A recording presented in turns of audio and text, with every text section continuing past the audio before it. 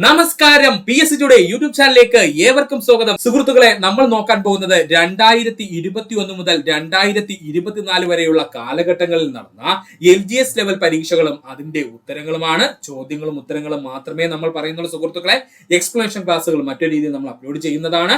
അപ്പോൾ സുഹൃത്തുക്കൾ ശ്രദ്ധിക്കുക, 2021 2024 കാലഘട്ടങ്ങൾക്കിടയിൽ നടന്ന LGS ലെവൽ പരീക്ഷകളും ഉത്തരങ്ങളും. നമ്മൾ ആദ്യമായി നോക്കാൻ പോകുന്നത് ഫാം വർക്കറിന്റെ ക്വസ്റ്റ്യൻ ആണ്. ശ്രദ്ധിക്കുക, ഫാം വർക്കർ. ഒന്നാമത്തെ ചോദ്യം, 1916 DK കാർവേ ഇന്ത്യയിൽ ആദ്യത്തെ വനിതാ സർവകലാശാല സ്ഥാപിച്ചത് എവിടെയാണ്? ഉത്തരം മഹാരാഷ്ട്രയാണ് കേട്ടോ. ശ്രദ്ധിച്ചോളെ സുഹൃത്തുക്കളെ, ഇമ്പോർട്ടന്റ് ആണ്. 1916 DK കാർവേ ഇന്ത്യയിൽ ആദ്യത്തെ വനിതാ സർവകലാശാല എവിടെയാണ് സ്ഥാപിച്ചതെന്ന് ചോദിച്ചാൽ അത് മഹാരാഷ്ട്രയിലാണ്. ബംഗാളിലെ കർഷകർ നടത്തിയ സന്യാസി കലാപം പ്രമേയമാക്കി രചിച്ച നോവലുകളിൽ ശ്രദ്ധേയം ഏതാണ്? ഉത്തരം ആനന്ദമഠമാണ്. ആനന്ദമഠം രചിച്ചതാരാ? നമ്മുടെ ബങ്കിം ചന്ദ്ര ചാറ്റർജി ആണല്ലേ. അതും സുഹൃത്തുക്കൾക്ക് അറിയാവുന്ന പോയിന്റ് ആണ്. ആ ആനന്ദമഠം നോവലിലാണ് അദ്ദേഹം വന്ദേ മാതരം എന്ന് പറയുന്ന നമ്മുടെ ദേശീയ ഗീതം ഉൾപ്പെടുത്തിയത്. അതുകൂടെ ഒന്ന് ഓർത്ത് വെച്ചേക്കണം, ഇമ്പോർട്ടന്റ് ആണ്. അപ്പൊ ഒന്നുകൂടെ പറയാം സുഹൃത്തുക്കളെ, ബംഗാളിലെ കർഷകർ നടത്തിയ സന്യാസി കലാപം പ്രമേയമാക്കി രചിച്ച നോവലുകളിൽ ശ്രദ്ധേയം ഏതാണ്? ആനന്ദമഠമാണ്. അതുപോലെ തന്നെ ആനന്ദമഠത്തിലാണ് നമ്മുടെ വന്ദേ മാതരം എന്ന ദേശീയ ഗീതം ആദ്യമായി അച്ചടിച്ചു വന്നത്. പ്ലാസി യുദ്ധം ബ്രിട്ടീഷ് ഭരണത്തിന്റെ അടിത്തറ ഇട്ടെങ്കിൽ ജാലിയൻ വാലാബാഗ് സംഭവം ബ്രിട്ടീഷ് ഭരണത്തിന്റെ അടിത്തറ ഇളക്കിയിരിക്കുന്നു. ജാലിയൻ വാലാബാഗ് സംഭവത്തെ കുറിച്ച് ഇങ്ങനെ പ്രതികരിച്ചത് ആരാണ്? ഗാന്ധിജിയാണ്. പഠിച്ചോളനെ, ഇമ്പോർട്ടന്റ് ആണ്. പ്ലാസി യുദ്ധം ബ്രിട്ടീഷ് ഭരണത്തിന്റെ അടിത്തറ ഇട്ടെങ്കിൽ ജാലിയൻ വാലാബാഗ് സംഭവം ബ്രിട്ടീഷ് ഭരണത്തിന്റെ അടിത്തറ ഇളക്കി. ജാലിയൻ വാലാബാഗ് സംഭവത്തെ കുറിച്ച് ഇങ്ങനെ പ്രതികരിച്ചത് ആരാണ്? ഗാന്ധിജിയാണ്. ദേശീയ പ്രസ്ഥാനത്തിന്റെ നഴ്സറി എന്ന് വിശേഷിപ്പിക്കപ്പെടുന്നത് ബംഗാളാണ്. പഠിച്ചോളനെ, ദേശീയ പ്രസ്ഥാനത്തിന്റെ നഴ്സറി എന്ന് വിശേഷിപ്പിക്കപ്പെടുന്നത് എവിടെയാണ്? ബംഗാളിനെയാണ്. ദേശീയ സമരകാലത്തെ പ്രധാന പത്രമായ അൽ ഹിലാലിന് നേതൃത്വം നൽകിയത് മൗലാന അബ്ദുൽ കലാം ആസാദ്. ദേശീയ സമരകാലത്തെ പ്രധാന പത്രമായ അൽ ഹിലാലിന് നേതൃത്വം നൽകിയതാരാ? മൗലാന അബ്ദുൽ കലാം ആസാദ് ആണ്. ഒന്നുകൂടി പറയാം സുഹൃത്തുക്കളെ, ശ്രദ്ധിക്കുക. 1916 DK കാർവേ ഇന്ത്യയിലെ ആദ്യത്തെ വനിതാ സർവകലാശാല സ്ഥാപിച്ചത് എവിടെയാണ്? മഹാരാഷ്ട്രയിലാണ്. ബംഗാളിലെ കർഷകർ നടത്തിയ സന്യാസി കലാപം പ്രമേയമാക്കി രചിച്ച നോവലിൽ ശ്രദ്ധേയം ആനന്ദമഠം. പ്ലാസി യുദ്ധം ബ്രിട്ടീഷ് ഭരണത്തിന്റെ അടിത്തറ ഇട്ടെങ്കിൽ ജാലിയൻ വാലാബാഗ് സംഭവം ബ്രിട്ടീഷ് ഭരണത്തിന്റെ അടിത്തറ ഇളക്കി. ജാലിയൻ വാലാബാഗ് സംഭവത്തെ കുറിച്ച് ഇങ്ങനെ പ്രതികരിച്ചത് ഗാന്ധിജി. ദേശീയ പ്രസ്ഥാനത്തിന്റെ നഴ്സറി എന്ന് വിശേഷിപ്പിക്കപ്പെടുന്നത് ബംഗാളാണ്. ദേശീയ സമരകാലത്തെ പ്രധാന പത്രമായ അൽ ഹിലാലിന് നേതൃത്വം നൽകിയതാരാണ്? മൗലാന അബ്ദുൽ കലാം ആസാദ് ആണ്. പഠിക്കുക. ആറാമത്തെ ചോദ്യം, ഇന്ത്യൻ ഭരണഘടനയുമായി ബന്ധപ്പെട്ട് താഴെ തന്നിരിക്കുന്ന ജോഡികളിൽ തെറ്റ് കണ്ടെത്തുക. ആമുഖം തയ്യാറാക്കിയത് ജവഹർലാൽ നെഹ്റു. ശരിയാണ്. മൗലിക അവകാശങ്ങൾ ഭരണഘടനയുടെ ഭാഗം 3-ലാണ്. കഴിഞ്ഞ ദിവസം നടന്ന LGSന്റെ പാർട്ട് 3-ക്കകത്ത് പറഞ്ഞ ക്വസ്റ്റ്യൻ ആണ്. അപ്പോൾ ഇങ്ങനെയുള്ള ചോദ്യങ്ങളൊക്കെ വ്യക്തമായിട്ട് പഠിച്ചു വെക്കണം. മൗലിക അവകാശങ്ങൾ ഭരണഘടനയുടെ 3-ാം ഭാഗത്താണ്. ശരിയാണ്. നിർദ്ദേശക തത്വങ്ങൾ കൊണ്ടുവന്നത് മഹാത്മാഗാന്ധിജിയാണ്, അല്ലെ മഹാത്മാഗാന്ധിജിയുടെ ആശയങ്ങളിൽ നിന്നും ഉൾത്തിരിഞ്ഞു വന്നതാണ് നിർദ്ദേശക തത്വങ്ങൾ എന്ന് പറയുന്നത്. ഇതിനകത്ത് തെറ്റേതാ? ലക്ഷ്യപ്രമേയം എന്ന് പറയുന്നത് ഡോക്ടർ BR അംബേദ്കറിന്റെതല്ല. ലക്ഷ്യപ്രമേയം പിന്നെ ആർക്കുള്ളതാ? ജവഹർലാൽ നെഹ്റുവിന്റേതാണ്. അപ്പൊ അതൊന്ന് പഠിച്ചു വെക്കുക. ഒന്നുകൂടി പറയാം, ഇന്ത്യൻ ഭരണഘടനയുമായി ബന്ധപ്പെട്ട് തന്നിരിക്കുന്ന ജോഡികളിൽ തെറ്റായത് കണ്ടെത്തുക എന്നായിരുന്നു ചോദ്യം. ആമുഖം ജവഹർലാൽ നെഹ്റു തന്നെയാണ്. മൗലിക അവകാശങ്ങൾ ഭരണഘടനയുടെ 3-ാം ഭാഗത്താണ്. നിർദ്ദേശക തത്വങ്ങൾ മഹാത്മാഗാന്ധിജിയുടെ ആശയങ്ങളിൽ നിന്നും ഉൾത്തിരിഞ്ഞു വന്നതാണ്. എന്നാൽ ലക്ഷ്യപ്രമേയം ഡോക്ടർ BR അംബേദ്കർ ആണോ? അല്ല. പിന്നെ ആരാത്? ജവഹർലാൽ നെഹ്റു ആണ്. ഇന്ത്യൻ ഭരണഘടനയുടെ സവിശേഷതകൾ കണ്ടെത്തുക. ഒന്നെന്താണ്? ദൃഢവും അയവുമുള്ളതുമായ ഭരണഘടനയാണ്. അതുപോലെ ദ്വിമണ്ഡല നിയമനിർമ്മാണ സഭകളുണ്ട്. ശരിയാണ്. അതുപോലെ തന്നെ മാർഗനിർദ്ദേശക തത്വങ്ങൾ ഉൾപ്പെട്ടിട്ടുണ്ട്. അല്ലാതെ സംസ്ഥാനങ്ങൾക്ക് പ്രത്യേക ഭരണഘടന ഉണ്ടോ നമ്മുടെ ഇന്ത്യയില്? കേരള സംസ്ഥാനം ഇങ്ങനെ ഭരിക്കണം, അല്ലെങ്കിൽ നമ്മുടെ തമിഴ്നാട് ഇങ്ങനെ ഭരിക്കണം എന്നൊക്കെ പറഞ്ഞിട്ടുണ്ടോ? ഇല്ല. അപ്പൊ സംസ്ഥാനങ്ങൾക്ക് സ്വന്തമായിട്ട് ഒരു ഭരണഘടനയൊന്നും ഇല്ല. നമ്മുടെ ഇന്ത്യക്ക് ഒരേ ഒരു ഭരണഘടനയേ ഉള്ളൂ. ആ ഭരണഘടനയ്ക്ക് അനുസൃതമായിട്ട് സംസ്ഥാനങ്ങളെല്ലാം പ്രവർത്തിക്കേണ്ടതാണ്. അപ്പൊ ഒന്നുകൂടി പറയാൻ ശ്രദ്ധിക്കുക. ഇന്ത്യൻ ഭരണഘടനയുടെ സവിശേഷതകൾ കണ്ടെത്തുക എന്നായിരുന്നു ചോദ്യം. ദൃഢവും അയവുള്ളതുമായ ഭരണഘടനയാണ് ഇന്ത്യൻ ഭരണഘടന. ദ്വിമണ്ഡല നിയമനിർമ്മാണ സഭകളുണ്ട് ഇന്ത്യൻ ഭരണഘടനയ്ക്ക്. അതുപോലെ മാർഗനിർദ്ദേശക തത്വങ്ങളുമുണ്ട്. ഇതിനകത്താണ് ഇന്ത്യൻ ഭരണഘടനയില്. അപ്പോൾ ഇത് ഇല്ലാത്തത് ഏതാ? സംസ്ഥാനങ്ങൾക്ക് പ്രത്യേകമായൊരു ഭരണഘടന ഇന്ത്യയിൽ ഇല്ല. അതുകൂടെ ഒന്ന് പഠിച്ചു വെക്കുക. എട്ടാമത്തെ ചോദ്യം, താഴെ തന്നിരിക്കുന്ന പ്രസ്താവനകൾ ഇന്ത്യയിലെ ഏത് ഭരണഘടനാ സ്ഥാപനത്തിന്റെ ചുമതലകളെ സൂചിപ്പിക്കുന്നു? നമുക്ക് നോക്കാം ഏതൊക്കെയാണ് പ്രസ്താവനകൾ എന്ന്. ഇംപീച്ച്മെന്റ് നടപടിക്രമങ്ങളിൽ ജുഡീഷ്യൽ അധികാരിയായി പ്രവർത്തിക്കുക, രാഷ്ട്രപതി ഉപരാഷ്ട്രപതി തെരഞ്ഞെടുപ്പുകളിൽ പങ്കാളിയാകുക, ഭരണഘടനാ ഭേദഗതികളും പരിഗണിക്കലും അംഗീകരിക്കലും. ഭരണഘടനാ ഭേദഗതി പരിഗണിക്കലും അംഗീകരിക്കലും ഇതൊക്കെ ആരാ ചെയ്യുന്നത്? നമ്മുടെ പാർലമെന്റിന്റെ ഉത്തരവാദിത്തങ്ങളാണ് അല്ലെങ്കിൽ ചുമതലകളാണ്. പഠിച്ചോളനെ. അപ്പോൾ പാർലമെന്റിന്റെ പ്രധാനപ്പെട്ട ചുമതലകൾ എന്തൊക്കെയാ സുഹൃത്തുക്കളെ? ഇംപീച്ച്മെന്റ് നടപടിക്രമങ്ങളിൽ ജുഡീഷ്യൽ അധികാരിയായി പ്രവർത്തിക്കുക, രാഷ്ട്രപതി ഉപരാഷ്ട്രപതി തിരഞ്ഞെടുപ്പുകളിൽ പങ്കാളിയാകുക, ഭരണഘടനാ ഭേദഗതി പരിഗണിക്കലും അംഗീകാരവും നൽകുന്നത് ആരാണ്? നമ്മുടെ പാർലമെന്റ് ആണ്. പഠിക്കുക. ഒന്നുകൂടി പറയാം സുഹൃത്തുക്കളെ, ശ്രദ്ധിക്കുക. ഇന്ത്യൻ ഭരണഘടനയുമായി ബന്ധപ്പെട്ട് തന്നിരിക്കുന്ന ജോഡിയിൽ തെറ്റായത് കണ്ടെത്തുക എന്നുള്ളതാണ് ആദ്യം നമ്മുടെ ചോദ്യം. ആമുഖം ജവഹർലാൽ നെഹ്റു തന്നെയാണ്. മൗലിക അവകാശങ്ങൾ ഭരണഘടനയുടെ 3-ാം ഭാഗത്താണ്. നിർദ്ദേശ തത്വങ്ങൾ എന്ന് പറയുന്നത് മഹാത്മാഗാന്ധിയുടെ ആശയത്തിൽ നിന്ന് ഉൾത്തിരിഞ്ഞു വന്നത് തന്നെയാണ്. ലക്ഷ്യപ്രമേയം എന്ന് പറയുന്നത് ഡോക്ടർ BR അംബേദ്കർ അല്ല, പിന്നെ ആരാ അത്? നമ്മുടെ ജവഹർലാൽ നെഹ്റു ആണ്. ഇന്ത്യൻ ഭരണഘടനയുടെ സവിശേഷതകൾ കണ്ടെത്തുക എന്ന് പറഞ്ഞാൽ എന്തൊക്കെയാണ് നമ്മുടെ ഇന്ത്യൻ ഭരണഘടന സവിശേഷതകൾ? ദൃഢവും അയവുള്ളതുമായ ഭരണഘടന, ദ്വിമണ്ഡല നിയമനിർമ്മാണ സഭകളുണ്ട്, അതുപോലെ മാർഗനിർദ്ദേശക തത്വങ്ങളും ഇന്ത്യൻ ഭരണഘടനയുടെ സവിശേഷതയാണ്. പഠിക്കുക. 8ാമത്തെ ചോദ്യം, താഴെ തന്നിരിക്കുന്ന പ്രസ്താവനകളിൽ ഇന്ത്യയിലെ ഏത് ഭരണഘടനാ സ്ഥാപനത്തിന്റെ ചുമതലകളെ സൂചിപ്പിക്കുന്നു എന്ന് ചോദിച്ചു കഴിഞ്ഞാൽ അത് പാർലമെന്റിന്റെയാണ്. അപ്പൊ പാർലമെന്റിന്റെ ചുമതലകൾ എന്തൊക്കെയാ? ഇംപീച്ച്മെന്റ് നടപടിക്രമങ്ങളിൽ ജുഡീഷ്യൽ അധികാരിയായി പ്രവർത്തിക്കുക, രാഷ്ട്രപതി ഉപരാഷ്ട്രപതി തിരഞ്ഞെടുപ്പിൽ പങ്കാളിയാകുക, ഭരണഘടന ഭേദഗതി പരിഗണിക്കലും അംഗീകരിക്കലും ആരുടെ ജോലിയാ? പാർലമെന്റിന്റെ ജോലിയാണ്. പഠിക്കുക. 9ാമത്തെ ചോദ്യം, താഴെ തന്നിരിക്കുന്നവയിൽ മൗലിക അവകാശങ്ങൾ കണ്ടെത്തുക. സാംസ്കാരികവും വിദ്യാഭ്യാസപരവുമായ അവകാശം ശരിയാണ്. മതസ്വാതന്ത്ര്യത്തിനുള്ള അവകാശം ശരിയാണ്. സൗജന്യ നിയമസഹായം അത് നമ്മുടെ മൗലിക അവകാശത്തിൽ വരുന്നതല്ല. ലഹരി വസ്തുക്കളുടെ നിരോധനം ഇത് നമ്മുടെ മൗലിക അവകാശത്തിൽ വരുന്നതല്ല. അപ്പൊ താഴെ തന്നിരിക്കുന്ന മൗലിക അവകാശങ്ങൾ കണ്ടെത്തുക എന്ന് പറഞ്ഞാൽ ഏതൊക്കെ അവകാശങ്ങള്? സാംസ്കാരികവും വിദ്യാഭ്യാസപരവുമായിട്ടുള്ള അവകാശം, മതസ്വാതന്ത്ര്യത്തിനുള്ള അവകാശം, ഇത് രണ്ടുമാണ് നമ്മുടെ മൗലിക അവകാശങ്ങളിൽ പ്രധാനമായിട്ടും ഉൾപ്പെടുന്നത്. പഠിക്കുക. 10ാമത്തെ ചോദ്യം, നിങ്ങൾ രാഷ്ട്രീയത്തിൽ സജീവമായി ഇടപെടാതിരിക്കുന്നതിന്റെ പരിണിത ഫലം നിങ്ങളെക്കാൾ മോശമായവർ നിങ്ങളെ ഭരിക്കുമെന്നതാണ്. ഇത് ആരുടെ വാക്കുകളാ? പ്ലേറ്റോയുടെ വാക്കുകളാണ്. പഠിച്ചോളനെ. ഒരുപാട് തവണ PSC പ്രീവിയസ് ആയി ചോദിച്ച ചോദ്യമാണ്. പഠിക്കുക. നിങ്ങൾ രാഷ്ട്രീയത്തിൽ സജീവമായി ഇടപെടാതിരിക്കുന്നതിന്റെ പരിണിത ഫലം എന്ന് പറയുന്നത് നിങ്ങളെക്കാൾ മോശമായവർ നിങ്ങളെ ഭരിക്കുമെന്നതാണ്. ഇത് ആരുടെ വാക്കുകളാ? പ്ലേറ്റോയുടെ വാക്കുകളാണ്. താഴെ തന്നിരിക്കുന്ന കേരളത്തിലെ ഒരു നവോത്ഥാന നായകനെ കുറിച്ചുള്ളതാണ്. ആ നവോത്ഥാന നായകൻ ആരെന്ന് കണ്ടെത്താനാണ് ചോദിച്ചിരിക്കുന്നത്. നമുക്ക് നോക്കാം. അധസ്ഥിതർക്ക് ക്ഷേത്രപ്രവേശനവും സഞ്ചാര സ്വാതന്ത്ര്യവും അനുവദിക്കണമെന്ന് വാദിച്ചു. അധസ്ഥിതരോടൊപ്പം മിശ്രഭോജനം നടത്തി അവരുടെ സാമൂഹ്യ പുരോഗതിക്ക് വേണ്ടി പ്രവർത്തിച്ചു. വിദ്യയും വിത്തവും ഉണ്ടെങ്കിലേ മനുഷ്യ പുരോഗതി സാധ്യമാകൂ എന്ന് ഇദ്ദേഹം വിശ്വസിച്ചു. ശരിയായ ഉത്തരം ആരാണ്? ചട്ടമ്പി സ്വാമികളാണ് കേട്ടോ. ഒന്ന് പഠിച്ചു വെച്ചോളനെ. താഴെ തന്നിരിക്കുന്ന കേരളത്തിലെ ഒരു നവോത്ഥാന നായകനെ കുറിച്ചുള്ളതാണ്. അദ്ദേഹം ആരാണെന്നാണ് കണ്ടെത്താൻ പറഞ്ഞിരിക്കുന്നത്. അപ്പോൾ ഓരോന്നായിട്ട് നമുക്ക് നോക്കാം. അധസ്ഥിതർക്ക് ക്ഷേത്രപ്രവേശനവും സഞ്ചാര സ്വാതന്ത്ര്യവും അനുവദിക്കണമെന്ന് വാദിച്ചു. അധസ്ഥിതരോടൊപ്പം മിശ്രഭോജനം നടത്തി അവരുടെ സാമൂഹ്യ പുരോഗതിക്ക് വേണ്ടി പ്രവർത്തിച്ചു. വിദ്യയും വിത്തവും ഉണ്ടെങ്കിലേ മനുഷ്യ പുരോഗതി സാധ്യമാകൂ എന്ന് അദ്ദേഹം വിശ്വസിച്ചു. ഏതായിരുന്നു ആ നവോത്ഥാന നായകൻ? ചട്ടമ്പി സ്വാമികളാണ്. പഠിക്കുക. ഒന്നുകൂടി പറയാം സുഹൃത്തുക്കളെ, ശ്രദ്ധിക്കുക. താഴെ തന്നിരിക്കുന്നതിൽ നിന്ന് മൗലിക അവകാശങ്ങൾ കണ്ടെത്താൻ പറഞ്ഞു കഴിഞ്ഞാൽ സാംസ്കാരികവും വിദ്യാഭ്യാസപരവുമായ അവകാശവും മതസ്വാതന്ത്ര്യത്തിനുള്ള അവകാശവുമാണ്. നിങ്ങൾ രാഷ്ട്രീയത്തിൽ സജീവമായി ഇടപെടാതിരിക്കുന്നതിന്റെ പരിണിത ഫലം നിങ്ങളെക്കാൾ മോശമായവർ നിങ്ങളെ ഭരിക്കുമെന്നതാണ്. ഇത് ആരുടെ വാക്കുകളാ? പ്ലേറ്റോയുടെ വാക്കുകളാണ്. താഴെ തന്നിരിക്കുന്ന കേരളത്തിലെ ഒരു നവോത്ഥാന നായകനെ കുറിച്ചുള്ളതാണ്. അദ്ദേഹം ആരാണെന്ന് കണ്ടെത്താനാണ് ചോദിച്ചിരിക്കുന്നത്. അധസ്ഥിതർക്ക് ക്ഷേത്രപ്രവേശനവും സഞ്ചാര സ്വാതന്ത്ര്യവും അനുവദിക്കണമെന്ന് വാദിച്ചു. അധസ്ഥിതരോടൊപ്പം മിശ്രഭോജനം നടത്തി അവരുടെ സാമൂഹ്യ പുരോഗതിക്ക് വേണ്ടി പ്രവർത്തിച്ചു. വിദ്യയും വിത്തവും ഉണ്ടെങ്കിലേ മനുഷ്യ പുരോഗതി സാധ്യമാകൂ എന്ന് ഇദ്ദേഹം വിശ്വസിച്ചു. ഉത്തരമാര? ചട്ടമ്പി സ്വാമികളാണ്. 12ാമത്തെ ചോദ്യം, താഴെ തന്നിരിക്കുന്ന ജോഡികളിൽ തെറ്റ് കണ്ടെത്തുക. 1ാമത്തെ പോയിന്റ്, അയ്യങ്കാളി കല്ലുമാല സമരം ശരിയാണ്. ശ്രീനാരായണ ഗുരു അരിപ്പുറം ക്ഷേത്രപ്രതിഷ്ഠ ശരിയാണ്. വൈകുണ്ഠ സ്വാമികൾ ഐത്തത്തിനെതിരെ കിണറുകൾ കുഴിച്ചു. ആ കിണറുകൾ അറിയപ്പെട്ട പേരെന്താ? മുന്തിരി കിണറുകൾ എന്നായിരുന്നു. വൈകുണ്ഠ സ്വാമികള് ഐത്തത്തിനെതിരെ കിണറുകൾ കുഴിച്ചു. ആ കിണറുകൾ അറിയപ്പെട്ട പേരെന്താ? മുന്തിരി കിണറുകൾ എന്ന്. പിന്നെ ഇവിടെ തെറ്റേതാ? സ്വദേശാഭിമാനി പത്രം സ്ഥാപിച്ചത് രാമകൃഷ്ണ പിള്ളയല്ല. തെറ്റല്ലേ? ഇമ്പോർട്ടന്റ് ആണ്. ഒത്തിരി സുഹൃത്തുക്കൾ തെറ്റിക്കുന്ന പോയിന്റാ പറഞ്ഞത്. സ്വദേശാഭിമാനി പത്രം സ്ഥാപിച്ചത് ആരാണ്? നമ്മുടെ വക്കം അബ്ദുൽ ഖാദർ മൗലവിയാണ്. വക്കം അബ്ദുൽ ഖാദർ മൗലവിയാണ് സ്വദേശാഭിമാനി പത്രം സ്ഥാപിച്ചത്. അതിന്റെ എഡിറ്റർ മാത്രമായിരുന്നു ആര്? രാമകൃഷ്ണ പിള്ള. അതുകൂടെ ഒന്ന് ഓർത്തു വെക്കുക. ലണ്ടൻ മിഷൻ സൊസൈറ്റി അഥവാ LMS മിഷണറി സംഘം കേരളത്തിൽ എവിടെയാണ് പ്രവർത്തിച്ചത്? ഉത്തരം തിരുവിതാംകൂർ. ലണ്ടൻ മിഷൻ സൊസൈറ്റി അഥവാ LMS മിഷണറി സംഘം കേരളത്തിൽ എവിടെയാണ് പ്രവർത്തിച്ചത്? അത് തിരുവിതാംകൂറിലായിരുന്നു. വൈക്കം സത്യാഗ്രഹത്തിനോട് പിന്തുണ പ്രഖ്യാപിച്ച് മന്നത്ത് പത്മനാഭന്റെ നേതൃത്വത്തിൽ സവർണജാഥ നടത്തിയത് 1924 നവംബർ മാസം 1-ാം തീയതി. പഠിച്ചോളനെ, വൈക്കം സത്യാഗ്രഹത്തിനോട് പിന്തുണ പ്രഖ്യാപിച്ച് മന്നത്ത് പത്മനാഭന്റെ നേതൃത്വത്തിൽ സവർണജാഥ നടന്നത് എന്നാണ് 1924 നവംബർ മാസം 1-ാം തീയതിയാണ്.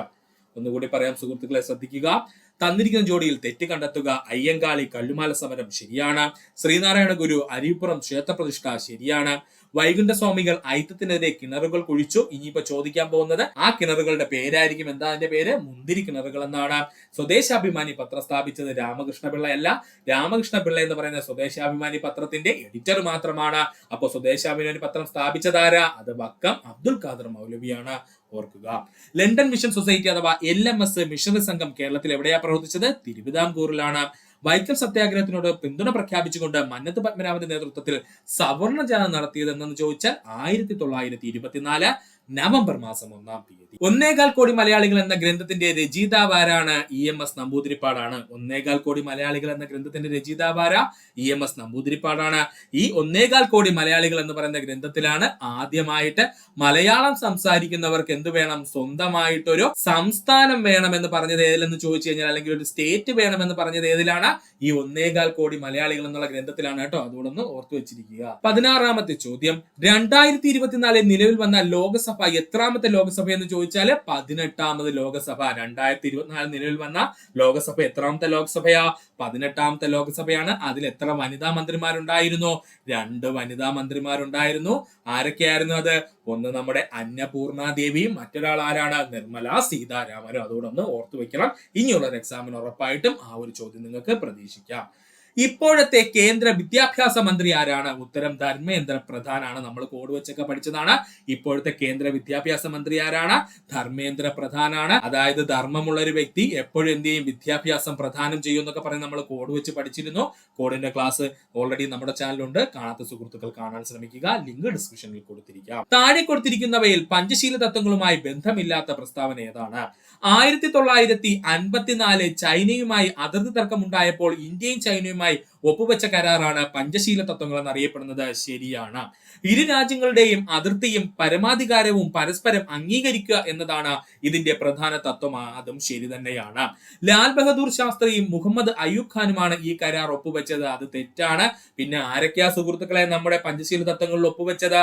ജവഹർലാൽ നെഹ്റുവും നമ്മുടെ ചൈനയുടെ പ്രധാനമന്ത്രിയായിരുന്ന ചൗവൻലായും കൂടി ചേർന്നാണ് എന്ത് ചെയ്തത്? നമ്മുടെ ഈ പറഞ്ഞിരിക്കുന്ന പഞ്ചശീല തത്വങ്ങളിൽ ഒപ്പുവെച്ചത്. അപ്പൊ ഇവിടെ തെറ്റ് ഏതാണ്? ഓപ്ഷൻ 3 മാത്രമാണ് ഇവിടെ തെറ്റായിട്ടുള്ളത്. അപ്പൊ ഒന്നുകൂടി പറയാം സുഹൃത്തുക്കളെ, ശ്രദ്ധിക്കുക. താഴെ കൊടുത്തിരിക്കുന്ന പഞ്ചശീല തത്വങ്ങളുമായി ബന്ധമില്ലാത്ത പ്രസ്താവന എന്നാണ് PSC ചോദിച്ചിരിക്കുന്നത്. 1954 ചൈനയുമായി അതിർത്തി തർക്കം ഉണ്ടായപ്പോൾ ഇന്ത്യ ചൈനയുമായി ഒപ്പുവെച്ച കരാറാണ് പഞ്ചശീല തത്വങ്ങൾ എന്നറിയപ്പെടുന്നത്. ഇരു രാജ്യങ്ങളുടെയും, അതായത് ഇന്ത്യയുടെയും അതുപോലെ ചൈനയുടെയും അതിർത്തിയും പരമാധികാരവും പരസ്പരം അംഗീകരിക്കുക എന്നതാണ് ഇതിലെ പ്രധാന തത്വം എന്ന് പറയുന്നത്.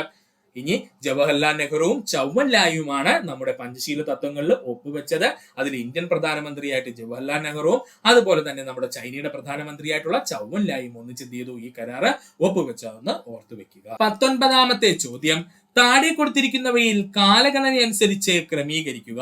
ഇന്ത്യൻ ദേശീയ ബഹിരാകാശ ഗവേഷണ സമിതി നിലവിൽ വന്നു. ഇന്ത്യൻ ബഹിരാകാശ ഗവേഷണ സംഘടനയായ ISRO നിലവിൽ വന്നു. ആര്യഭട്ട എന്ന ഉപഗ്രഹം വിക്ഷേപിച്ചു. ചന്ദ്രയാൻ ദൗത്യം ഇതിലപ്പോ ഏതാ കാലഗണന അനുസരിച്ച് ക്രമീകരിക്കാൻ പറഞ്ഞാല് ഓപ്ഷൻ A തന്നെയാണ് ശരി. അതായത് ഈ തന്നിരിക്കുന്നത് കൃത്യമായിട്ട് കാലഗണന അനുസരിച്ച് തന്നെയാണ് പറഞ്ഞിരിക്കുന്നത്. അപ്പൊ ഇതിൽ ഫസ്റ്റ് ഏതാ സംഭവിച്ചത്? ഇന്ത്യയിലെ ദേശീയ ബഹിരാകാശ ഗവേഷണ സമിതി നിലവിൽ വന്നു. ആദ്യകാലത്ത് ഈ ദേശീയ ബഹിരാകാശ ഗവേഷണ സമിതി ഏതിന്റെ കീഴിലായിരുന്നു സുഹൃത്തുക്കളെ? അതിനെക്കുറിച്ചൊക്കെ വിശദമായിട്ടൊരു ക്ലാസ് നമ്മൾ എടുത്തിരുന്നു. അതെന്ന് പറയുന്നത് നമ്മുടെ അറ്റോമിക് എനർജി കമ്മീഷന്റെ കീഴിലൊക്കെ ആയിരുന്നു ഇവന്മാരുണ്ടായിരുന്നത്. അതിനുശേഷമാണ് നമ്മുടെ ഇന്ത്യൻ ദേശീയ ബഹിരാകാശ ഗവേഷണ സംഘടന എന്ന പേരില് 1969 ആര് നിലവിൽ വരുന്നു? നമ്മുടെ ISRO നിലവിൽ വരുന്നു. അതിനുശേഷം എന്ത് ചെയ്യുന്നു? നമ്മൾ ആര്യഭട്ട എന്ന ഉപഗ്രഹം വിക്ഷേപിക്കുന്നു. അതിനുശേഷം ചന്ദ്രയാൻ ദൗത്യം വരുന്നു. ഇങ്ങനെയാണ് അതിന്റെ കാലഗണന അനുസരിച്ച് നമ്മൾ അറേഞ്ച് ചെയ്യാനുള്ളത്. ഒന്ന് പഠിച്ചു വെക്കുക, ഇമ്പോർട്ടന്റ് ആണ്. ഒന്നുകൂടെ പറഞ്ഞു തരാം, ഒരു കൺഫ്യൂഷനും വേണ്ട. താഴെ കൊടുത്തിരിക്കുന്നവയെ കാലഗണനയ്ക്കനുസരിച്ച് ക്രമീകരിക്കാനാണ് പറഞ്ഞിരിക്കുന്നത്.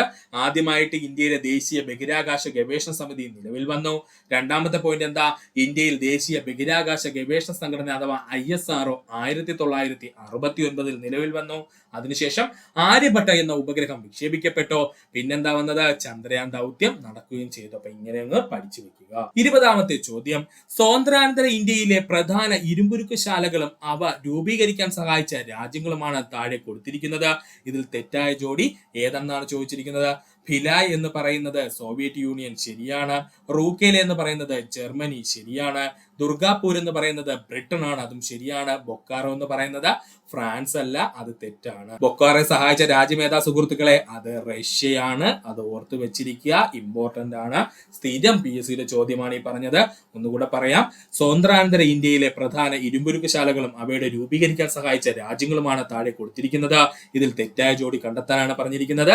ഭിലായെ സഹായിച്ച സോവിയറ്റ് യൂണിയൻ അല്ലെങ്കിൽ റഷ്യ തന്നെയാണ്. റൂക്കേലയ്ക്ക് വേണ്ടി സഹായിച്ചത് ജർമ്മനിയാണ്. ദുർഗാപൂരിനെ സഹായിച്ചത് ബ്രിട്ടൻ ആണ്. എന്നാൽ ബൊക്കാറോയെ സഹായിച്ചത് ആരാ? അത് റഷ്യയാണ്. ഇത് പഠിക്കാൻ ഒരു കോഡ് പറഞ്ഞുതരാൻ സുഹൃത്തുക്കളെ, സിമ്പിൾ ആണ്. DBRG എന്നങ്ങ് പഠിച്ചു വെക്കുക. വളരെ ഈസി അല്ലേ? DBRG എന്നങ്ങ് പഠിച്ചു വെക്കുക. ഡി എന്ന് പറഞ്ഞു കഴിഞ്ഞാൽ ദുർഗാപൂരിനെ സഹായിച്ചത് ആരാ? ബ്രിട്ടൻ ആണ്. ബി എന്ന് പറഞ്ഞു കഴിഞ്ഞാൽ രണ്ട് പ്രധാനപ്പെട്ട ഇരുമ്പുരുക്ക് ശാലകൾ വരുന്നു. ഒന്ന് ഭിലായും മറ്റൊന്ന് ബൊക്കാറോയും. സഹായിച്ച രാജ്യം ഏതാ? തൊട്ടടുത്ത് 6 ആണ്, അതുകൊണ്ട് അത് റഷ്യയാണ്. ഇനി 6 തുടങ്ങുന്ന ഇരുമ്പുരുക്ക് ശാല ഏതാ സുഹൃത്തുക്കളെ? അത് റൂക്കേലയാണ്. റൂക്കേലയെ സഹായിച്ചത് ആരാ? തൊട്ടടുത്ത് നടക്കുന്ന G ആണ്, അതുകൊണ്ട് ആരാ? ജർമ്മനിയാണ്. ഇങ്ങനെ അങ്ങ് പഠിച്ചു വെക്കുക. ഈ DBRG എന്നൊരു ഒറ്റ കോഡുകൊണ്ട് സുഹൃത്തുക്കൾക്ക് 1 മാർക്ക് സുഖമായിട്ട് നേടാം. അതുകൊണ്ട് ഈ കോഡങ്ങ് പഠിച്ചു വെക്കുക. യാതൊരുവിധ കൺഫ്യൂഷനും നിങ്ങൾക്ക് ഉണ്ടാകില്ല. 21ാമത്തെ ചോദ്യം, ആസൂത്രണ കമ്മീഷൻ ഇന്ത്യയിൽ നടപ്പിലാക്കിയ 1ാം പഞ്ചവത്സര പദ്ധതിയുമായി ബന്ധപ്പെട്ട ശരിയായ പ്രസ്താവന ഏത് എന്നാണ് ചോദിച്ചിരിക്കുന്നത്. നമുക്ക് നോക്കാം. 1951-56 കാലഘട്ടത്തിലാണ് ഈ പദ്ധതിയുടെ കാലയളവ് എന്ന് പറയുന്നത്. ശരിയാണ്, 1ാം പഞ്ചവത്സര പദ്ധതിയാണ്. ശ്രദ്ധിച്ചോളണേ. വ്യാവസായിക വികസനത്തിന് ഊന്നൽ നൽകി. അത് തെറ്റല്ലേ സുഹൃത്തുക്കളെ? 1ാം പഞ്ചവത്സര പദ്ധതി എന്തിനാ നമ്മൾ ഊന്നൽ നൽകിയിരിക്കുന്നത്? അത് കാർഷിക മേഖലയ്ക്കായിരുന്നു അല്ലേ? നമ്മൾ എല്ലാവർക്കും അറിയാവുന്നതാണ്. കാർഷിക മേഖലയ്ക്കാണ് 1ാം പഞ്ചവത്സര പദ്ധതി ഊന്നൽ നൽകിയിരിക്കുന്നത്. കാർഷിക മേഖലയുടെ സമഗ്ര വികസനത്തിന് ഊന്നൽ നൽകി നമ്മൾ ഓൾറെഡി പറഞ്ഞു കഴിഞ്ഞു. അതുപോലെ തന്നെ ഹരോൾഡ് ഡോമർ മാതൃക എന്നറിയപ്പെടുന്നത് ഏതാണ്? അത് നമ്മുടെ 1ാം പഞ്ചവത്സര പദ്ധതിയാണ്. അപ്പൊ ഇവിടെ തെറ്റാരാ? ഈ പറഞ്ഞിരിക്കുന്ന രണ്ടാമത്തതാണ്. അപ്പൊ ശരിയായ ഉത്തരം ഓപ്ഷൻ ബി 1, 3, 4 ഇവിടെ ശരിയെന്ന് പറയുന്നത്. അപ്പോൾ ആസൂത്രണ കമ്മീഷൻ ഇന്ത്യയിൽ നടപ്പിലാക്കി 1ാം പഞ്ചവത്സര പദ്ധതിയുമായി ബന്ധപ്പെട്ട ശരിയായ പ്രസ്താവനകൾ ഏതൊക്കെയാണ്? 1951-1956 പദ്ധതിയുടെ കാലയളവാണ്. കാർഷിക മേഖലയുടെ സമഗ്ര വികസനത്തിന് ഊന്നൽ നൽകിയ പദ്ധതിയാണ് 1ാം പഞ്ചവത്സര പദ്ധതി. ഹരോൾഡ് ഡോമർ മാതൃക എന്ന പേരിൽ അറിയപ്പെടുന്നത് 1ാം പഞ്ചവത്സര പദ്ധതിയാണ്. ഇങ്ങനെ എടുത്ത് എന്താണ് പറയുന്നതെന്ന് ചോദിച്ചാൽ ഇതിൽ പറഞ്ഞിരിക്കുന്ന ഏതെങ്കിലും ഒരു പോയിന്റ് PSC എടുത്ത് അടുത്ത തവണത്തെ ക്വസ്റ്റ്യൻ ആക്കി മാറ്റും. അതാണ് ഇപ്പോഴത്തെ PSCയുടെ ട്രെൻഡ് എന്ന് പറയുന്നത്. അതുകൊണ്ടാണ് സുഹൃത്തുക്കളെ ഈ ഓപ്ഷൻസ് എല്ലാം കൃത്യമായിട്ട് വായിച്ചു പോകുന്നത്. അണക്കെട്ടുകൾ ഇന്ത്യയുടെ വികസനത്തിന്റെ മഹാക്ഷേത്രങ്ങളാണ്. ഇത് ആരുടെ വാക്കുകളാ? ജവഹർലാൽ നെഹ്റുവിന്റെ വാക്കുകളാണ് കേട്ടോ. അണക്കെട്ടുകൾ ഇന്ത്യയുടെ വികസനത്തിന്റെ മഹാക്ഷേത്രങ്ങളാണ് എന്ന് ഇത് ആരുടെ വാക്കുകളായിരുന്നു? ജവഹർലാൽ നെഹ്റുവിന്റെ വാക്കുകളായിരുന്നു. നീതി ആയോഗിന്റെ ഇപ്പോഴത്തെ വൈസ് ചെയർമാൻ ആരാ സുഹൃത്തുക്കളെ? സുമൻ ബെറിയാണ്. എപ്പോഴും PSC ചോദിച്ചുകൊണ്ടിരിക്കുന്ന ചോദ്യമാണ്. നീതി ആയോഗിന്റെ ഇപ്പോഴത്തെ വൈസ് ചെയർമാൻ ആരാ? സുമൻ ബെറിയാണ്. ഇനി നമ്മുടെ നീതി ആയോഗിന്റെ ഇപ്പോഴത്തെ CEO ആരാ സുഹൃത്തുക്കളെ? CEO അത് BVR സുബ്രഹ്മണ്യമാണ്. എല്ലാവർക്കും കൺഫ്യൂഷൻ ഉണ്ടാകുന്നതാണ്. CEO ആരാണ്? BVR സുബ്രഹ്മണ്യമാണ്. ഇനി നീതി ആയോഗിന്റെ വൈസ് ചെയർമാൻ ആരാണ്? സുമൻ ബെറിയാണ്. ഇനി നീതി ആയോഗിന്റെ ചെയർമാൻ ചോദിക്കുന്നെങ്കിൽ അതാരാ? നരേന്ദ്രമോദിയാണ്. അപ്പൊ ചെയർമാൻ ഓക്കെ ആയേ? ചെയർമാൻ നരേന്ദ്രമോദി. വൈസ് ചെയർമാൻ ആരാ? സുമൻ ബെറി. ഇനി CEO ആരാണ്? BRV സുബ്രഹ്മണ്യമാണ്. പഠിക്കുക. 24ാമത്തെ ചോദ്യം, ചന്ദ്രയാൻ 3 പേടകം ചന്ദ്രന്റെ ദക്ഷിണ ധ്രുവത്തിൽ ഇറങ്ങിയത് 2023 ഓഗസ്റ്റ് മാസം 23-ാം തീയതി. ചന്ദ്രയാൻ 3 പേടകം ചന്ദ്രന്റെ ദക്ഷിണ ധ്രുവത്തിൽ ഇറങ്ങിയതെന്ന 2023 ഓഗസ്റ്റ് 23. അതുകൊണ്ട് തന്നെ നമ്മൾ ഓഗസ്റ്റ് 23-നെ ദേശീയ ബഹിരാകാശ ദിനമായിട്ട് ആചരിച്ചു വരുന്നു. അതുകൊണ്ട് ഒന്ന് പഠിച്ചു വെച്ചോളണേ. ചന്ദ്രയാൻ 3 പേടകം ചന്ദ്രന്റെ ദക്ഷിണ ധ്രുവത്തിൽ ഇറങ്ങിയതെന്ന 2023 ആഗസ്റ്റ് മാസം 23-ാം തീയതിയാണ്. അതുകൊണ്ട് തന്നെ ആഗസ്റ്റ് 23-നെ നമ്മൾ ദേശീയ ബഹിരാകാശ ദിനമായിട്ട് ആചരിക്കുന്നു. അപ്പോ ഇന്ത്യയുടെ ദേശീയ ബഹിരാകാശ ദിനം എന്ന ആഗസ്റ്റ് 23-ാം തീയതിയാണ്. 25ാമത്തെ ചോദ്യം, താഴെ പറയുന്നവയിൽ ഇന്ത്യയുടെ കിഴക്കൻ മലനിരകൾ ഉൾപ്പെടുന്നത് കണ്ടെത്തുക. ആരൊക്കെയാ കിഴക്കൻ മലനിരകൾ ഉൾപ്പെടുന്നത്? പറ്റ്കായ് ഭൂമ്, അതുപോലെ തന്നെ മീസോ കുന്നുകള്, അതുപോലെ ഖാസി ഖാരോ കുന്നുകള്. മറക്കരുത്, താഴെ തന്നിരിക്കുന്ന ഇന്ത്യയുടെ കിഴക്കൻ മലനിരകൾ ഉൾപ്പെടുന്നത് ഏതൊക്കെയെന്ന് ചോദിച്ചാല് ഒന്ന് പറ്റ്കായ് ഭൂമ്, അതുപോലെ മീസോ കുന്നുകള്, ഖാസി ഖാരോ കുന്നുകള്, അതിനോടൊപ്പം തന്നെ ഒരു കുന്നുകൂടെ അങ്ങ് പഠിച്ചു വെച്ചോളാം, ജയന്തിയ കുന്നുകള്. ഇതും PSC ചോദിച്ചുള്ളതാണ്. ഖാസി ഖാരോ ജയന്തിയ കുന്നുകളും മീസോ കുന്നുകളും പറ്റ്കായ് ഭൂമും നമ്മുടെ ഇന്ത്യയുടെ കിഴക്കൻ മലനിരകളിൽ ഉൾപ്പെടുന്നതാണ് കേട്ടോ, ഓർത്ത് വെക്കുക. അങ്ങനെയാണ് എങ്കിൽ ഹിമാദ്രി ഏതിലാ സുഹൃത്തുക്കളെ വരുന്നത്? ഹിമാദ്രി എന്ന് പറയുന്നത് നമ്മുടെ ഹിമാലയത്തിന്റെ ഭാഗമാണ് കേട്ടോ. ഹിമാലയത്തിന്റെ ഭാഗമായിട്ട് വരുന്ന മലനിരകളിൽ ഒന്നാണ് എന്തെന്ന് പറയുന്നത്? ഹിമാദ്രി എന്ന് പറയുന്നത്. അതിൽ ഏതൊക്കെയാ വരുന്നത്? ഹിമാദ്രി, സിവാലിക്, അതുപോലെ തന്നെ ഹിമാചൽ അല്ലെ, ഇതൊക്കെ നമ്മൾ പഠിച്ചിട്ടുള്ളതാണ്. ഇതെല്ലാം ഏതിന്റെ ഭാഗമാ? അത് ഹിമാലയത്തിന്റെ ഭാഗമാണ്. എന്നാൽ ഇപ്പൊ ഈ ബാക്കി പറഞ്ഞിട്ടുള്ള പറ്റ്കായ് ഭൂമ്, മീസോ കുന്നുകള്, ഖാസി ഖാരോ ജയന്തിയ കുന്നുകളൊക്കെ ഏതിന്റെ ഭാഗമാണ്? അത് ഇന്ത്യൻ കിഴക്കൻ മലനിരകളുടെ ഭാഗമാണ്. പഠിക്കുക. 26ാമത്തെ ചോദ്യം, ഇന്ത്യയുടെ പടിഞ്ഞാറൻ തീര സമതലവുമായി ബന്ധപ്പെട്ട പ്രസ്താവനയിൽ ശരിയല്ലാത്തത് കണ്ടെത്തുക. റാൻ ഓഫ് കച്ച് മുതൽ കന്യാകുമാരി വരെയാണ് ഇന്ത്യയുടെ പടിഞ്ഞാറൻ തീരം സ്ഥിതി ചെയ്യുന്നത്. ശരിയായ പോയിന്റ്. ഡെൽറ്റകൾ രൂപീകരണം നടക്കുന്നു. തെറ്റാണ്. നമ്മുടെ പടിഞ്ഞാറൻ തീര സമതലത്തില് ഡെൽറ്റയുടെ രൂപീകരണം നടക്കുന്നില്ല. കാരണം എന്തെന്ന് ചോദിച്ചാൽ ഒന്നുമില്ല, വളരെ വേഗതയേറിയ നദികളൊന്നും എവിടെ വന്ന് ഒഴുകി ചേരുന്നില്ല, നമ്മുടെ പടിഞ്ഞാറൻ തീര സമതലത്തിൽ വന്ന് ചേരുന്നില്ല. അതുകൊണ്ട് തന്നെ ഡെൽറ്റ രൂപീകരണം നടക്കുന്നില്ല. അതുപോലെ തന്നെ ഈ അവശിഷ്ടങ്ങളുടെ അളവെന്ന് പറയുന്നത് വളരെ കുറവായിരിക്കും ഈ പടിഞ്ഞാറൻ തീര സമതലത്തിൽ വന്നു ചേരുന്ന നദികള്. അതും ഒരു കാരണമാണ് ഡെൽറ്റ രൂപീകരണം തടയുന്നതിന്. ഡെൽറ്റകൾ മൊത്തം രൂപീകരിക്കുന്നത് എവിടെയെന്ന് ചോദിച്ചു കഴിഞ്ഞാൽ അത് കിഴക്കൻ തീര സമതലത്തിന്റെ ഭാഗമാണ്. പകരം നമ്മുടെ ഇവിടെ എന്തൊക്കെയാ ഉണ്ടാകുന്നത്? അഴികളും അതുപോലെ തന്നെ പൊഴികളും കാണപ്പെടുന്നത് എവിടെയെന്ന് ചോദിച്ചാല് പടിഞ്ഞാറൻ തീരസമതലത്താണ്. പഠിച്ചോളനെ, അഴികളും പൊഴികളും കാണപ്പെടുന്നത് എവിടെയാണ്? പടിഞ്ഞാറൻ തീരസമതലത്തിന്റെ ഭാഗമായാണ്. കായലുകളും അഴിമുഖങ്ങളും കാണപ്പെടുന്നു. അതും ശരിയാണ്. നമ്മുടെ കായലുകളും അഴിമുഖങ്ങളും കാണപ്പെടുന്നത് പടിഞ്ഞാറൻ തീരസമതലത്തിന്റെ ഭാഗമാണ്. താരതമ്യേന വീതി കുറവാണ് കേട്ടോ. ഏതിനാണ്? പടിഞ്ഞാറൻ തീരസമതലത്തിന് താരതമ്യേന വീതി കുറവാണ്. എന്താണ്? പടിഞ്ഞാറൻ തീരസമതലത്തിന്. ഇപ്പൊ നമ്മൾ ഈ പറഞ്ഞിരിക്കുന്ന തെറ്റായിട്ടുള്ള പോയിന്റ്സ് കൂടെ ശരിയാക്കിയിട്ടുണ്ട്. അപ്പൊ നമുക്ക് ഒന്നുകൂടെ വായിക്കാം. ഇന്ത്യയുടെ പടിഞ്ഞാറൻ തീരസമതലവുമായി ബന്ധപ്പെട്ട പ്രസ്താവനകൾ ശരിയല്ലാത്തത് എന്നാണ് കണ്ടെത്താൻ പറഞ്ഞത്. നമ്മൾ അതിനെല്ലാം ശരിയാക്കിയിട്ടുണ്ട്. അപ്പൊ നമുക്ക് ഓരോന്നായിട്ട് വായിക്കാം. റാൻ ഓഫ് കച്ച് മുതൽ കന്യാകുമാരി വരെ നീണ്ടു കിടക്കുന്നു. ആരാണ്? പടിഞ്ഞാറൻ തീരസമതലം. അതായത് ഗുജറാത്ത് സംസ്ഥാനം മുതൽ ഇങ്ങ് വന്ന് തമിഴ്നാട് സംസ്ഥാനം വരെ നീണ്ടു കിടക്കുന്നതാണ് ആരെന്ന് പറയുന്നത്? നമ്മുടെ പടിഞ്ഞാറൻ തീരസമതലം. ഇനി ഡെൽറ്റകൾ രൂപീകരിക്കുന്നുണ്ടോ? ഇല്ല. ഡെൽറ്റകൾ രൂപീകരിക്കുന്നത് എവിടെയാ? കിഴക്കൻ തീരസമതലത്തിലാണ്. പടിഞ്ഞാറൻ തീരസമതലത്തിൽ ഉണ്ടാകുന്ന എന്തൊക്കെയാ? പൊഴികളും അഴികളുമാണ്. കായലുകളും അഴിമുഖങ്ങളും കാണപ്പെടുന്നത് പടിഞ്ഞാറൻ തീരസമതലത്തിന്റെ ഭാഗമായി. അതുപോലെ തന്നെ താരതമ്യേന വീതി കുറവാണ് പടിഞ്ഞാറൻ തീരസമതലം, താരതമ്യേന വീതി കൂടുതലാണ് കിഴക്കൻ തീരസമതലം. ഇതുകൂടെ ഒന്ന് ഓർത്തു വെക്കുക. 27ാമത്തെ ചോദ്യം, ആൻഡമാൻ നിക്കോബാർ ദ്വീപ് സമൂഹവുമായി ബന്ധപ്പെട്ട പ്രസ്താവനയിൽ ശരിയായത് കണ്ടെത്താനാണ് ചോദിച്ചിരിക്കുന്നത്. അറബിക്കടലിലാണ് ഈ ദ്വീപ സമൂഹം കാണപ്പെടുന്നത്. തെറ്റാണ്. ആൻഡമാൻ നിക്കോബാർ ദ്വീപുകൾ എവിടെയാ സുഹൃത്തുക്കളെ കാണപ്പെടുന്നത്? അത് നമ്മുടെ ബംഗാൾ ഉൾക്കടലിലാണ് കാണപ്പെടുന്നത് അല്ലെ. അപ്പൊ ബംഗാൾ ഉൾക്കടലിന്റെ ഭാഗമായിട്ടാണ് ആര് കാണപ്പെടുന്നത്? ആൻഡമാൻ നിക്കോബാർ ദ്വീപുകൾ കാണപ്പെടുന്നത്. ഏകദേശം 200 ദ്വീപുകൾ ഉൾപ്പെടുന്നതാണ് ആൻഡമാൻ. ശരിയായ ഉത്തരമാണ്. ഏകദേശം കുഞ്ഞു 200ഓളം ദ്വീപുകൾ ഉൾപ്പെടുന്നതാണ് ആൻഡമാൻ എന്ന് പറയുന്നത്. പോർട്ട് ബ്ലെയർ ആണ് ഈ ദ്വീപ സമൂഹത്തിന്റെ തലസ്ഥാനം. ശരിയാണ്. പോർട്ട് ബ്ലെയർ ആണ് ഈ ദ്വീപ സമൂഹത്തിന്റെ തലസ്ഥാനം എന്ന് പറയുന്നത്. പോർട്ട് ബ്ലെയറിന്റെ പേര് ഇപ്പൊ മാറ്റിയിട്ടുണ്ട്. എന്താ പുതിയ പേര് സുഹൃത്തുക്കളെ? ശ്രീ വിജയപുരം എന്നാണ് അല്ലേ സുഹൃത്തുക്കളെ? എല്ലാവർക്കും അറിയായിരിക്കും. ശ്രീ വിജയപുരം എന്നാണ് നമ്മുടെ പോർട്ട് ബ്ലെയറിന് പുതിയ നാമം നൽകിയിരിക്കുന്നത്. അതുകൂടെ ഒന്ന് ഓർത്ത് വെച്ചേക്കുക. 36 ദ്വീപുകൾ ഉൾപ്പെടുന്നതാണ് നിക്കോബാർ ദ്വീപ്. അതും തെറ്റാണ് കേട്ടോ. 36 ദ്വീപുകളല്ല നിക്കോബാർ ദ്വീപിന്റെ ഭാഗമായിട്ടുള്ളത്. ഏകദേശം 22 ദ്വീപുകൾ ചേർന്നതാണ് നിക്കോബാർ ദ്വീപ് എന്ന് പറയുന്നത് കേട്ടോ. അപ്പൊ ഇപ്പോൾ നമ്മൾ ഈ തെറ്റുകളെല്ലാം ശരിയാക്കി എടുത്തിട്ടുണ്ട്. അപ്പൊ നമുക്ക് നോക്കാം. ആൻഡമാൻ നിക്കോബാർ ദ്വീപ സമൂഹവുമായി ബന്ധപ്പെട്ട പ്രസ്താവനയിൽ ശരിയായത് കണ്ടെത്താനാണ്. അറബിക്കടലിലാണ് ദ്വീപ സമൂഹം സ്ഥിതി ചെയ്യുന്നത്. തെറ്റാണ്. നമ്മുടെ ആൻഡമാൻ നിക്കോബാർ ദ്വീപുകൾ എവിടെയാണ് സ്ഥിതി ചെയ്യുന്നത്? ബംഗാൾ ഉൾക്കടലിന്റെ ഭാഗമായാണ് സ്ഥിതി ചെയ്യുന്നത്. ഏകദേശം 200 ദ്വീപുകൾ ഉൾപ്പെടുന്നതാണ് ആൻഡമാൻ. ശരിയാണ്. പോർട്ട് ബ്ലെയർ ആണ് ഈ ദ്വീപ സമൂഹത്തിന്റെ തലസ്ഥാനം എന്ന് പറയുന്നത്. അതും ശരി തന്നെയാണ്. പോർട്ട് ബ്ലെയറിന്റെ പുതിയ പേരെന്താ സുഹൃത്തുക്കളെ? ശ്രീ വിജയപുരം എന്നാണ്. തെറ്റിക്കല്ലേ? ശ്രീ വിജയപുരം എന്നാണ് പോർട്ട് ബ്ലെയറിന്റെ പുതിയ നാമം. അതുപോലെ 22 ദ്വീപുകൾ ഉൾപ്പെടുന്നതാണ് നിക്കോബാർ ദ്വീപ്. അല്ലാതെ 36 അല്ല കേട്ടോ. എത്ര ദ്വീപുകളാ? 22 ദ്വീപുകൾ ഉൾപ്പെടുന്നതാണ് നിക്കോബാർ ദ്വീപുകൾ എന്ന് പറയുന്നത്. 28ാമത്തെ ചോദ്യം, താഴെ നൽകിയിട്ടുള്ളവയിൽ ഇന്ത്യയുടെ കിഴക്കൻ തീരത്ത് സ്ഥിതി ചെയ്യുന്ന തുറമുഖങ്ങൾ കണ്ടെത്തുക. ഉത്തരം ഏതാ സുഹൃത്തുക്കളെ? കാണ്ടില എന്ന് പറയുന്നത് എവിടെയാണ്? നമ്മുടെ പടിഞ്ഞാറൻ തീരത്തിന്റെ ഭാഗമാണ് കാണ്ടില തുറമുഖം. നവശേവ എന്ന് പറയുന്നത് നമ്മുടെ പടിഞ്ഞാറൻ തീരത്തിന്റെ ഭാഗമാണ്. അതുപോലെ പാരാദ്വീപ് എന്ന് പറയുന്നത് കൃത്യമായിട്ടും എവിടെയാണ്? നമ്മുടെ കിഴക്കൻ തീരത്തിന്റെ ഭാഗമാണ്.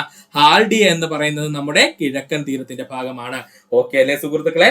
താഴെ നൽകിയിട്ടുള്ളവയിൽ ഇന്ത്യയുടെ കിഴക്കൻ തീരത്ത് സ്ഥിതി ചെയ്യുന്ന തുറമുഖങ്ങൾ കണ്ടെത്താൻ ചോദിച്ചു കഴിഞ്ഞാൽ ഏതൊക്കെയാണ്? കാണ്ടില. കാണ്ടില എവിടെയാ സ്ഥിതി ചെയ്യുന്നത്? നമ്മുടെ ഗുജറാത്തിന്റെ ഭാഗമായാണ്. അതുകൊണ്ട് അതെവിടെയാ? അത് നമ്മുടെ പടിഞ്ഞാറൻ തീരത്താണ്. നവശേവ എന്ന് പറയുന്നത് നമ്മുടെ മുംബൈയിൽ കാണപ്പെടുന്ന തുറമുഖമാണ്, അല്ലെങ്കിൽ മഹാരാഷ്ട്രയുടെ ഭാഗമായിട്ടുള്ള തുറമുഖമാണ്. അതുകൊണ്ട് നവശേവയും എവിടെയാ സ്ഥിതി ചെയ്യുന്നത്? നമ്മുടെ പടിഞ്ഞാറൻ തീരത്താണ് സ്ഥിതി ചെയ്യുന്നത്. എന്നാൽ പാരാദ്വീപ് തുറമുഖം സ്ഥിതി ചെയ്യുന്നത് എവിടെയാ സുഹൃത്തുക്കളെ? അത് ഒഡീഷയിലാണ്. അതുകൊണ്ട് അത് എവിടെയാണ്? നമ്മുടെ കിഴക്കൻ തീരത്തിന്റെ ഭാഗമായാണ് കാണപ്പെടുന്നത്. ഹാൽഡിയ തുറമുഖം എന്ന് പറയുന്നത് നമ്മുടെ വെസ്റ്റ് ബംഗാളിന്റെ ഭാഗമായിട്ടുള്ള തുറമുഖമാണ്. അതുകൊണ്ട് അതെവിടെയാ സ്ഥിതി ചെയ്യുന്നത്? ഇന്ത്യയുടെ കിഴക്കൻ തീരത്താണ് സ്ഥിതി ചെയ്യുന്നത്. അപ്പോൾ ശരിയായ ഉത്തരം 3ഉം 4ഉമാണ്. 29ാമത്തെ ചോദ്യം, ഏത് നദിയുടെ പോഷക നദിയാണ് തുംഗഭദ്ര? ഉത്തരം കൃഷ്ണ നദിയുടെ. ഒരുപാട് തവണ PSC പ്രീവിയസ് ആയി ചോദിച്ച ചോദ്യമാണ്. ഏത് നദിയുടെ പോഷക നദിയാണ് തുംഗഭദ്ര എന്ന് ചോദിച്ചാൽ കൃഷ്ണ നദിയുടെ പോഷക നദിയാണ് തുംഗഭദ്ര. 30ാമത്തെ ചോദ്യം, കേരളത്തിലെ വിവിധ വെള്ളച്ചാട്ടങ്ങൾ, ജില്ലകൾ എന്നിവയുടെ പട്ടിക ചുവടെ നൽകിയിരിക്കുന്നു. ഇവയിൽ നിന്നും ശരിയല്ലാത്തത് കണ്ടെത്താനാണ് പറഞ്ഞിരിക്കുന്നത്. നമുക്ക് നോക്കാം. വാഴച്ചാൽ തൃശൂർ ജില്ല, ചീയപ്പാറ പത്തനംതിട്ട ജില്ലയല്ല. ചീയപ്പാറ എവിടെയാ സുഹൃത്തുക്കളെ സ്ഥിതി ചെയ്യുന്നത്? അത് ഇടുക്കി ജില്ലയുടെ ഭാഗമായിട്ടുള്ള വെള്ളച്ചാട്ടമാണ്. കേട്ടോ, പഠിച്ചോളണേ. ചീയപ്പാറ എന്ന് പറയുന്നത് ഇടുക്കി ജില്ലയുടെ ഭാഗമായിട്ടുള്ള വെള്ളച്ചാട്ടമാണ്. പാലരുവി കൊല്ലം ജില്ല ശരിയാണ്. തുഷാരഗിരി കോഴിക്കോട് ജില്ല ശരിയാണ്. ഇനി ഇതിലുള്ള ഏതെങ്കിലും ഒരു വെള്ളച്ചാട്ടം PSC ഉറപ്പായിട്ടും ചോദിക്കും, അതുകൊണ്ട് പഠിച്ചു വെച്ചോളണം. വാഴച്ചാൽ വെള്ളച്ചാട്ടം എവിടെയാ സ്ഥിതി ചെയ്യുന്നത്? തൃശൂർ ജില്ല. ചീയപ്പാറ വെള്ളച്ചാട്ടം എവിടെയാ സ്ഥിതി ചെയ്യുന്നത്? ഇടുക്കി ജില്ല. പാലരുവി വെള്ളച്ചാട്ടം സ്ഥിതി ചെയ്യുന്നത് കൊല്ലം ജില്ല. തുഷാരഗിരി വെള്ളച്ചാട്ടം സ്ഥിതി ചെയ്യുന്നത് കോഴിക്കോട് ജില്ലയിലുമാണ്. പഠിക്കുക. 31ാമത്തെ ചോദ്യം, കേരളത്തിലെ നദികളെ സംബന്ധിച്ച പ്രസ്താവനകളിൽ ശരിയായത് കണ്ടെത്തുക. കേരളത്തിൽ ഏറ്റവും നീളം കൂടിയ നദി പെരിയാറാണ്. ശരിയാണല്ലേ സുഹൃത്തുക്കളെ? കേരളത്തിലെ ഏറ്റവും നീളം കൂടിയ നദി ഏതാ? പെരിയാറാണ്. പെരിയാറിന്റെ നീളം എത്രയാ? 244 കിലോമീറ്റർ ആണ്. അതോടൊന്ന് ഓർത്തു വെക്കുക. 31ാമത്തെ ചോദ്യം, കേരളത്തിലെ നദികളെ സംബന്ധിച്ച പ്രസ്താവനകളിൽ ശരിയായത് കണ്ടെത്തുക. കേരളത്തിലെ ഏറ്റവും നീളം കൂടിയ നദി പെരിയാറാണ്. ശരിയാണ്. പെരിയാറിന്റെ നീളം എത്രയാ? 244 കിലോമീറ്റർ ആണ്. കേരളത്തിലെ ഏറ്റവും നീളം കൂടിയ നദി പെരിയാറാണ്. പെരിയാറിന്റെ നീളം 244 കിലോമീറ്റർ ആണ്. വേമ്പനാട് കായലിൽ പതിക്കുന്ന പമ്പാ നദിയുടെ പോഷക നദികളാണ് കക്കിയും കല്ലാറും. വേമ്പനാട് കായലിൽ പതിക്കുന്ന നമ്മുടെ പമ്പാ നദിയിലെ പോഷക നദികൾ ഏതൊക്കെയാ? കക്കിയും കല്ലാറുമാണ്. ഇനി പമ്പാ നദിയിലെ പോഷക നദികൾ ചോദിച്ചു കഴിഞ്ഞാല് 2 നദികളോട് എക്സ്ട്രാ പഠിച്ചു വെച്ചേക്കുക. ഒന്നെന്താണ്? അച്ഛൻ കോവിലാറും, അതുപോലെ തന്നെ മറ്റൊന്നാരാണ്? അത് അഴുതയാറും. മറക്കരുത്, ഏതാണ്? അഴുതയാറും. ഇങ്ങനെ 2 നദികളോടൊന്ന് ഓർത്ത് വെച്ചോളേ. വേമ്പനാട് കായലിൽ പതിക്കുന്ന പമ്പയുടെ പോഷക നദികൾ ഏതൊക്കെയാണെന്ന് ചോദിച്ചാൽ കക്കിയും കല്ലാറും. അതുപോലെ തന്നെ പമ്പാ നദിയുടെ പ്രധാന പോഷക നദികൾ ചോദിച്ചു കഴിഞ്ഞാൽ അച്ഛൻ കോവിലാറ്, അഴുത, കക്കി, കല്ലാർ എന്നിവയാണ്. ഇത് പഠിക്കാനായിട്ട് ഒരു ഈസി കോഡ് നമ്മളെന്ന് പറഞ്ഞിരുന്നു. പാമ്പായ അച്ഛൻ, അഴുക്കക്കല്ലു, കക്കി എന്നങ്ങ് പഠിച്ചു വെച്ചിരുന്നാൽ മതി എന്ന് പറഞ്ഞിരുന്നു. അത് പഠിച്ച സുഹൃത്തുക്കൾക്ക് ഈസി ആയിട്ട് ഒരു പോയിന്റ് ഇവിടെ എടുക്കാം. പാലക്കാട്, മലപ്പുറം, തൃശൂർ എന്നീ ജില്ലകളിലൂടെ ഒഴുകുന്ന ഭാരതപ്പുഴ അറബിക്കടലിൽ പതിക്കുന്നു. അതും ശരിയായിട്ടുള്ള പോയിന്റ് ആണ്. നമ്മുടെ ഭാരതപ്പുഴ ഒഴുകുന്ന ജില്ലകളാണ് പാലക്കാട്, മലപ്പുറം, തൃശൂർ എന്നീ ജില്ലകൾ. ഇതോടെ സുഹൃത്തുക്കളൊന്ന് ഓർത്തു വെക്കുക. 32ാമത്തെ ചോദ്യം, കേരളത്തിലെ ദേശീയോദ്യാനത്തെ സംബന്ധിച്ച പ്രസ്താവനകളിൽ ശരിയായത് കണ്ടെത്തുക. ലോക പൈതൃക പട്ടികയിൽ ഉൾപ്പെട്ട ദേശീയോദ്യാനമാണ് സൈലന്റ് വാലി. ശരിയായ ഉത്തരമാണ്. ലോക പൈതൃക പട്ടികയിൽ ഉൾപ്പെട്ട ദേശീയോദ്യാനമാണ് സൈലന്റ് വാലി. ഏറ്റവും കൂടുതൽ ജൈവ വൈവിധ്യമുള്ള ദേശീയോദ്യാനമാണ് സൈലന്റ് വാലി. അതും ശരി തന്നെയാണ്. കേരളത്തിലെ ഏറ്റവും കൂടുതൽ ജൈവ വൈവിധ്യമുള്ള ദേശീയോദ്യാനം എന്ന് ചോദിച്ചാൽ അത് സൈലന്റ് വാലി തന്നെയാണ്. കേരളത്തിലെ ഏറ്റവും ചെറിയ ദേശീയോദ്യാനം ഇരവികുളമാണ്. തെറ്റാണ്. കേരളത്തിലെ ഏറ്റവും വലിയ ദേശീയോദ്യാനമാണ് ഇരവികുളം എന്ന് പറയുന്നത്. കേരളത്തിലെ ഏറ്റവും ചെറിയ ദേശീയോദ്യാനം ഏതാ? അത് പാമ്പാടും ചോലയാണ്. ഏതാണ്? പാമ്പാടും ചോലയാണ്. ഈ കഴിഞ്ഞ PSC എക്സാമിന് കൃത്യമായിട്ട് PSC എടുത്ത് ചോദിച്ചിരുന്നു, അതായത് LGS എക്സാമിന്. അതുകൊണ്ട് നമ്മൾ പഠിക്കേണ്ടതുണ്ട്. കേരളത്തിലെ ഏറ്റവും വലിയ ദേശീയോദ്യാനം എന്ന് ചോദിച്ചാൽ അത് ഇരവികുളവും, കേരളത്തിലെ ഏറ്റവും ചെറിയ ദേശീയോദ്യാനം ചോദിക്കുകയാണെങ്കിൽ അത് ആരാണ്? പാമ്പാടും ചോലയുമാണ്. വരയാടുകളുടെ സംരക്ഷണ കേന്ദ്രം എന്നറിയപ്പെടുന്നത് ഇരവികുളമാണ്. ഇമ്പോർട്ടന്റ് ആണ്. വരയാടുകളുടെ സംരക്ഷണ കേന്ദ്രം എന്നറിയപ്പെടുന്നത് ഏതാണ്? അത് ഇരവികുളമാണ്. പഠിക്കുക. കൺഫ്യൂഷൻ ഒന്നും വേണ്ട. കേരളത്തിലെ ദേശീയോദ്യാനത്തെ സംബന്ധിച്ച പ്രസ്താവന ശരിയായത് കണ്ടെത്താനാണ് പറഞ്ഞിരിക്കുന്നത്. ലോക പൈതൃക പട്ടികയിൽ ഉൾപ്പെട്ട ദേശീയോദ്യാനമാണ് സൈലന്റ് വാലി. ശരിയാണ്. ഏറ്റവും കൂടുതൽ ജൈവ വൈവിധ്യമുള്ള ദേശീയോദ്യാനമാണ് സൈലന്റ് വാലി. ശരിയാണ്. കേരളത്തിലെ ഏറ്റവും വലിയ ദേശീയോദ്യാനം എന്ന് ചോദിച്ചാൽ അത് ഇരവികുളവും, കേരളത്തിലെ ഏറ്റവും ചെറിയ ദേശീയോദ്യാനം ചോദിച്ചാൽ അത് പാമ്പാടും ചോലയുമാണ്. വരയാടുകളുടെ സംരക്ഷണ കേന്ദ്രമാണ് ഇരവികുളം എന്നറിയപ്പെടുന്നത്. അതും കൂടെ ഒന്ന് പഠിച്ചു വെക്കും. 33ാമത്തെ ചോദ്യം, കേരളത്തിലെ ജലവൈദ്യുത പദ്ധതികളെ സംബന്ധിച്ച് തെറ്റായ പ്രസ്താവന കണ്ടെത്താനാണ് ചോദിച്ചിരിക്കുന്നത്. ഇടുക്കി ജലവൈദ്യുത പദ്ധതിയുടെ നിർമ്മാണത്തിന് സഹായിച്ച രാജ്യം കാനഡ. ശരിയാണ്. ഇടുക്കി ജലവൈദ്യുത പദ്ധതിയുടെ നിർമ്മാണത്തിന് സഹായിച്ച രാജ്യം ഏതാ? കാനഡയാണ്. മലബാറിലെ ആദ്യത്തെ ജലവൈദ്യുത പദ്ധതി ശബരിഗിരിയാണ്. തെറ്റാണ്. ഏതാ ആദ്യത്തത്? കുറ്റിയാടി ജലവൈദ്യുത പദ്ധതിയാണ്. മറക്കല്ലേ. നമ്മുടെ മലബാറിലെ ആദ്യ ജലവൈദ്യുത പദ്ധതി എന്നറിയപ്പെടുന്നത് ഏതാണ്? കുറ്റിയാടി ജലവൈദ്യുത പദ്ധതിയാണ്. സ്വകാര്യ മേഖലയിൽ പ്രവർത്തിക്കുന്ന ആദ്യത്തെ ജലവൈദ്യുത പദ്ധതി മണിയാറാണ്. ശരിയാണ്. സ്വകാര്യ മേഖലയിൽ പ്രവർത്തിക്കുന്ന ആദ്യത്തെ ജലവൈദ്യുത പദ്ധതി ഏതാണ്? അത് മണിയാറാണ്. ഇടുക്കി ജലവൈദ്യുത പദ്ധതിയുടെ സ്ഥാപിത ഉൽപാദന ശേഷി 680 മെഗാവാട്ട് അല്ല, 780 മെഗാവാട്ട് ആണ് കേട്ടോ. ഓർത്ത് വെച്ചോണേ. ഇടുക്കി ജലവൈദ്യുത പദ്ധതിയുടെ സ്ഥാപിത ഉൽപാദന ശേഷി എന്നറിയപ്പെടുന്നത് 780 മെഗാവാട്ട് ആണ്. അപ്പൊ ഒന്നുകൂടി പറയാം സുഹൃത്തുക്കളെ, ശ്രദ്ധിക്കുക. കേരളത്തിലെ ജലവൈദ്യുത പദ്ധതികളെ സംബന്ധിച്ച് തെറ്റായ പ്രസ്താവനകൾ കണ്ടെത്താനാണ് പറഞ്ഞിരിക്കുന്നത്. ഇടുക്കി ജലവൈദ്യുത പദ്ധതിയുടെ നിർമ്മാണത്തിന് സഹായിച്ച രാജ്യം കാനഡയാണ്. മലബാറിലെ ആദ്യ ജലവൈദ്യുത പദ്ധതി എന്നറിയപ്പെടുന്നത് കുറ്റിയാടി ജലവൈദ്യുത പദ്ധതിയാണ്. സ്വകാര്യ മേഖലയിൽ പ്രവർത്തിക്കുന്ന ആദ്യ ജലവൈദ്യുത പദ്ധതി എന്നറിയപ്പെടുന്നത് മണിയാറാണ്. ഇടുക്കി ജലവൈദ്യുത പദ്ധതിയുടെ സ്ഥാപിത ഉൽപാദന ശേഷി 780 മെഗാവാട്ട് ആണ്. പഠിക്കുക. 34ാമത്തെ ചോദ്യം, കേരളത്തിലെ മലനാടുകളെ സംബന്ധിച്ച പ്രസ്താവനകൾ ശരിയല്ലാത്തത് കണ്ടെത്താനാണ്. സമുദ്രനിരപ്പിൽ നിന്നും 7.5 മീറ്റർ മുതൽ 75 മീറ്റർ വരെയാണ് ഉയരം. ഇത് തെറ്റല്ലേ? മലനാടുകളുടെ ഉയരം എത്രയാ സുഹൃത്തുക്കളെ? 75 മീറ്ററിന് മുകളിലോട്ടാണ് കേട്ടോ. 75 മീറ്ററിന് മുകളിലോട്ടാണ് ആരുടെ ഉയരം? നമ്മുടെ ഈ പറഞ്ഞിരിക്കുന്ന മലനാടുകളുടെ ഉയരം എന്ന് പറയുന്നത്. ഈ 7.5 മീറ്റർ മുതൽ 75 മീറ്റർ വരെ ആരാ കാണപ്പെടുന്നത്? അത് ഇടനാടാണ് കേട്ടോ. തെറ്റിപ്പോവരുത്. 7.5 മീറ്റർ മുതൽ 75 മീറ്റർ വരെ നമ്മുടെ സമുദ്രനിരപ്പിൽ നിന്നും ഉയരമുള്ള പ്രദേശത്തെ ഇടനാടെന്നും, 75 മീറ്ററിന് മുകളിലേക്ക് സമുദ്രനിരപ്പിൽ നിന്നും ഉയരമുള്ള പ്രദേശങ്ങൾ നമ്മൾ എന്ത് പേരിലാണ് വിളിക്കുന്നത്? മലനാട് എന്ന പേരിലുമാണ് വിളിക്കുന്നത്. ഉയരം കൂടിയ കുന്നുകളും മലകളും അടങ്ങിയ പ്രദേശമാണ് എന്ത്? നമ്മുടെ മലനാട് എന്ന് പറയുന്നത്. ശരിയായ പോയിന്റ് ആണ്. ഉയരം കൂടിയ കുന്നുകളും മലകളും നിറഞ്ഞ പ്രദേശമാണ് എന്തെന്ന് പറയുന്നത്? നമ്മുടെ മലനാട് എന്ന് പറയുന്നത്. മലനാട്ടിൽ നിന്നും നദികൾ ഉത്ഭവിക്കുന്നത്. ശരിയാണ്. മലനാട്ടിൽ നിന്നുമാണ് കേരളത്തിലെ പ്രധാനപ്പെട്ട എല്ലാ നദികളും ഉത്ഭവിക്കുന്നത്. മലനാടിന്റെ ഭൂരിഭാഗവും വനങ്ങളാണ്. അതും ശരി തന്നെയാണ്. മലനാട് എന്ന് പറയുന്നത് പശ്ചിമഘട്ട മലനിരകളുടെ ഭാഗമാണ്. അതുകൊണ്ട് തന്നെ മലനാടിന്റെ ഭൂരിഭാഗവും വനങ്ങളാണെന്ന് നമുക്ക് പറയാം. ഒന്നുകൂടി പറയാം സുഹൃത്തുക്കളെ, ശ്രദ്ധിക്കുക. കേരളത്തിൽ മലനാടുകളെ സംബന്ധിച്ച് പ്രസ്താവനകൾ ശരിയല്ലാത്തത് കണ്ടെത്താനാണ്. സമുദ്രനിരപ്പിൽ നിന്നും 7.5 മീറ്റർ മുതൽ 75 മീറ്റർ വരെ ഉയരമുള്ളത് മലനാടല്ല. ആരാണ്? ഇടനാടാണ്. മലനാടിന്റെ ഉയരം എന്ന് പറയുന്നത് സമുദ്രനിരപ്പിൽ നിന്നും 75 മീറ്ററിൽ കൂടുതലാണ്. അതും ഓർത്തു വെക്കുക. ഉയരം കൂടിയ കുന്നുകളും മലകളും അടങ്ങിയ പ്രദേശമാണ് മലനാട്. മലനാട്ടിൽ നിന്നാണ് നദികളെല്ലാം ഉത്ഭവിക്കുന്നത്. മലനാടിന്റെ ഭൂരിഭാഗവും വനങ്ങളാണ്. പഠിക്കുക. താഴെ തന്നിരിക്കുന്നവയിൽ കേരള അത്ലറ്റുകളിൽ ഉൾപ്പെടുന്നവർ ആരെല്ലാമാണെന്ന് ചോദിച്ചാൽ, 1 KT ഇൻഫാൻ. ശരിയാണ്. സിനി ജോസ്. ശരിയാണ്. ജിമ്മി ജോർജ്. തെറ്റാണ് കേട്ടോ. ജിമ്മി ജോർജ് കേരളത്തിലെ അത്ലറ്റ് അല്ല. ജിമ്മി ജോർജ് എന്ന് പറയുന്നത് 4 എന്താണ്? അഞ്ജു ബോബി ജോർജ്. അപ്പൊ കേരളത്തിലെ പ്രധാനപ്പെട്ട അത്ലറ്റുകൾ ആരൊക്കെയെന്ന് ചോദിച്ചാല് KT ഇൻഫാൻ, സിനി ജോസ്, അതുപോലെ അഞ്ജു ബോബി ജോർജ്. പഠിക്കുക. 36ാമത്തെ ചോദ്യം, കേരളത്തിലെ മത്സ്യബന്ധന മേഖലയുമായി യോജിക്കാത്ത പ്രസ്താവനകൾ കണ്ടെത്താനാണ്. മത്സ്യഫെഡ് ആരംഭിച്ച വർഷം 1984. ശരിയാണ്. മത്സ്യഫെഡ് ആരംഭിച്ച വർഷം 1984 മത്സ്യഫെഡിന്റെ ആസ്ഥാനം കൊച്ചിയാണ്. തെറ്റാണ്. മത്സ്യഫെഡിന്റെ ആസ്ഥാനം എവിടെയാ സുഹൃത്തുക്കളെ? അത് തിരുവനന്തപുരം ജില്ലയാണ് കേട്ടോ. മത്സ്യഫെഡിന്റെ ആസ്ഥാനം എവിടെയാണ്? തിരുവനന്തപുരം ജില്ലയാണ്. കേരളത്തിന്റെ ഔദ്യോഗിക മത്സ്യം എന്നറിയപ്പെടുന്നത് മത്തിയല്ല, കരിമീനാണ്. തെറ്റിപ്പോവല്ലേ. മത്തിയല്ല. ആരാണ്? കരിമീനാണ് കേരളത്തിന്റെ ഔദ്യോഗിക മത്സ്യം എന്നറിയപ്പെടുന്നത്. മത്സ്യബന്ധന മേഖലയുടെ സമഗ്ര വികസനം ലക്ഷ്യമിട്ട് കേന്ദ്ര സർക്കാർ ആരംഭിച്ച പദ്ധതിയാണ് പ്രധാനമന്ത്രി മത്സ്യസമ്പദ് യോജന. അതും ശരിയാണ് കേട്ടോ. മത്സ്യബന്ധന മേഖലയുടെ സമഗ്ര വികസനം ലക്ഷ്യമിട്ട് കേന്ദ്ര സർക്കാർ ആരംഭിച്ച പദ്ധതി അറിയപ്പെടുന്ന പേരാണ് പ്രധാനമന്ത്രി മത്സ്യസമ്പദ് യോജന. എന്താണ്? പ്രധാനമന്ത്രി മത്സ്യസമ്പദ് യോജന. ഒന്നുകൂടി പറയാം സുഹൃത്തുക്കളെ, ശ്രദ്ധിക്കുക.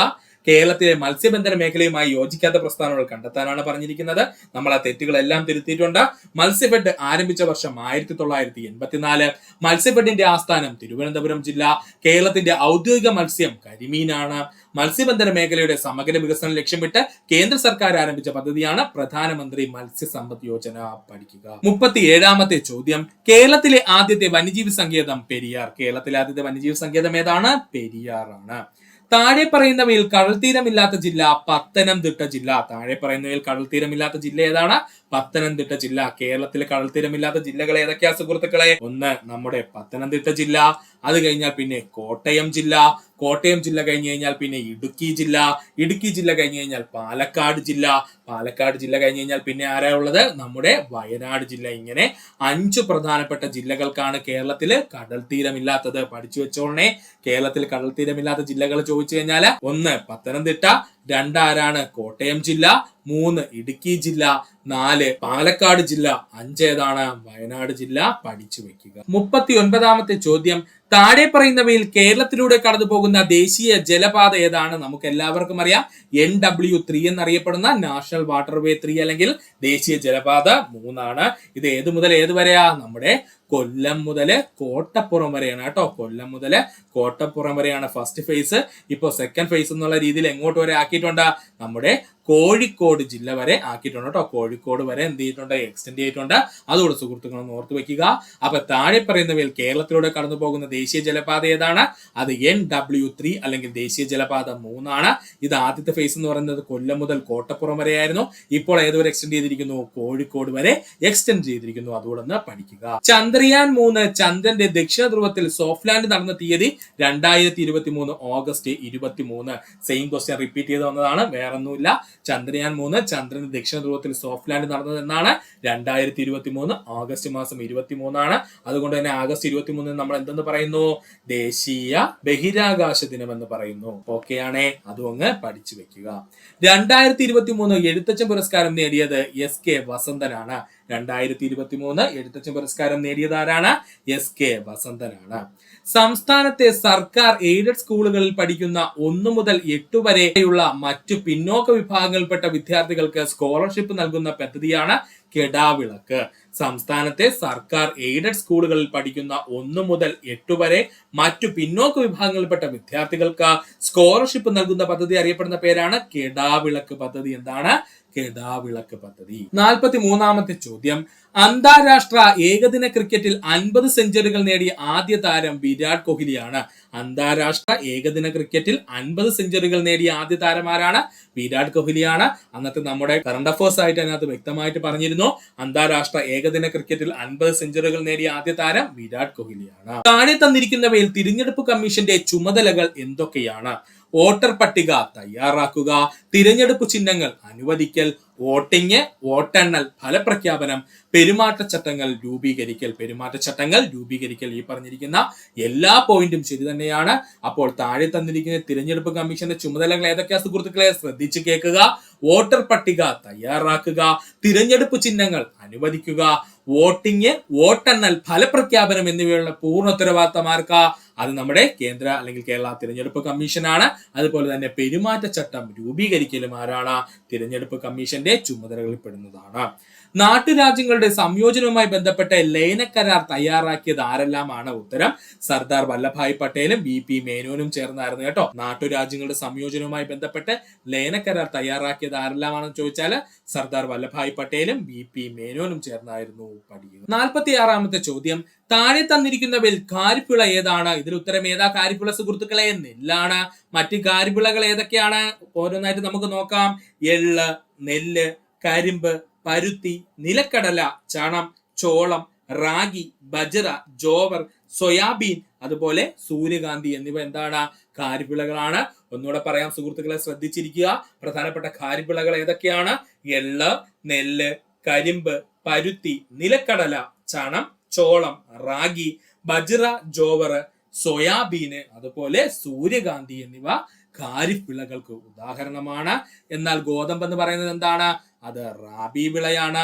പഴവർഗ്ഗങ്ങൾ എന്ന് പറയുന്നത് എന്താണ്? സെയ്ദ് വിളകളാണ്. കടുകെന്ന് പറയുന്നത് റാബി വിളയാണ് കേട്ടോ. അപ്പോൾ നമ്മുടെ ഈ പോയിന്റ്സ് എല്ലാം ഒന്ന് ഓർത്ത് വെച്ചേക്കണം. ഒന്നുകൂടെ പറയാം സുഹൃത്തുക്കളെ, കൺഫ്യൂഷൻ ഒന്നും വേണ്ട. നെല്ല് എന്ന് പറയുന്നത് ഖാരിഫ് വിളകളാണ്. പ്രധാനപ്പെട്ട ഖാരിഫ് വിള ഏതൊക്കെയെന്ന് ചോദിച്ചാല് നെല്ല്, എള്ള്, കരിമ്പ്, പരുത്തി, നിലക്കടല, ചണം, ചോളം, റാഗി, ബജ്റ, ജോവർ, സോയാബീൻ, അതുപോലെ സൂര്യകാന്തി എന്നിവയാണ്. ഗോതമ്പ് എന്ന് പറയുന്നത് റാബി വിളയാണ്. പഴവർഗ്ഗങ്ങൾ എന്ന് പറയുന്നത് സെയ്ദ് വിളയാണ്. കടുക് എന്ന് പറയുന്നതും റാബി വിളയാണ്. പഠിക്കും. 47ാമത്തെ ചോദ്യം, ഇന്ത്യയിൽ ഉൽപ്പാദിപ്പിക്കുന്ന കാപ്പിക്കുരു എന്ന് ചോദിച്ചാൽ അത് അറബിക്കയാണ് കേട്ടോ. പഠിച്ചോളനെ. ഇന്ത്യയിൽ ഉൽപ്പാദിപ്പിക്കപ്പെടുന്ന പ്രധാനപ്പെട്ട കാപ്പിക്കുരു ഏതെന്ന് ചോദിച്ചാൽ അത് അറബിക്കയാണ്. ISRO സ്ഥാപിതമായ വർഷം 1969. ഓൾറെഡി നമ്മൾ പറഞ്ഞു കഴിഞ്ഞു. ISRO സ്ഥാപിതമായ വർഷം എത്രയാ സുഹൃത്തുക്കളെ? 1969 ആണ്. യുനെസ്കോയുടെ സാഹിത്യ നഗര പട്ടികയിൽ ഇടം നേടിയ ഇന്ത്യയിലെ ആദ്യത്തെ നഗരം കോഴിക്കോട് നഗരം. ഇപ്പൊ അങ്ങോട്ട് ചോദിച്ചു വീണ്ടും PSC, യുനെസ്കോയുടെ സാഹിത്യ നഗര പട്ടികയിൽ ഇടം നേടിയ ഇന്ത്യയിലെ ആദ്യത്തെ നഗരം ഏതാ?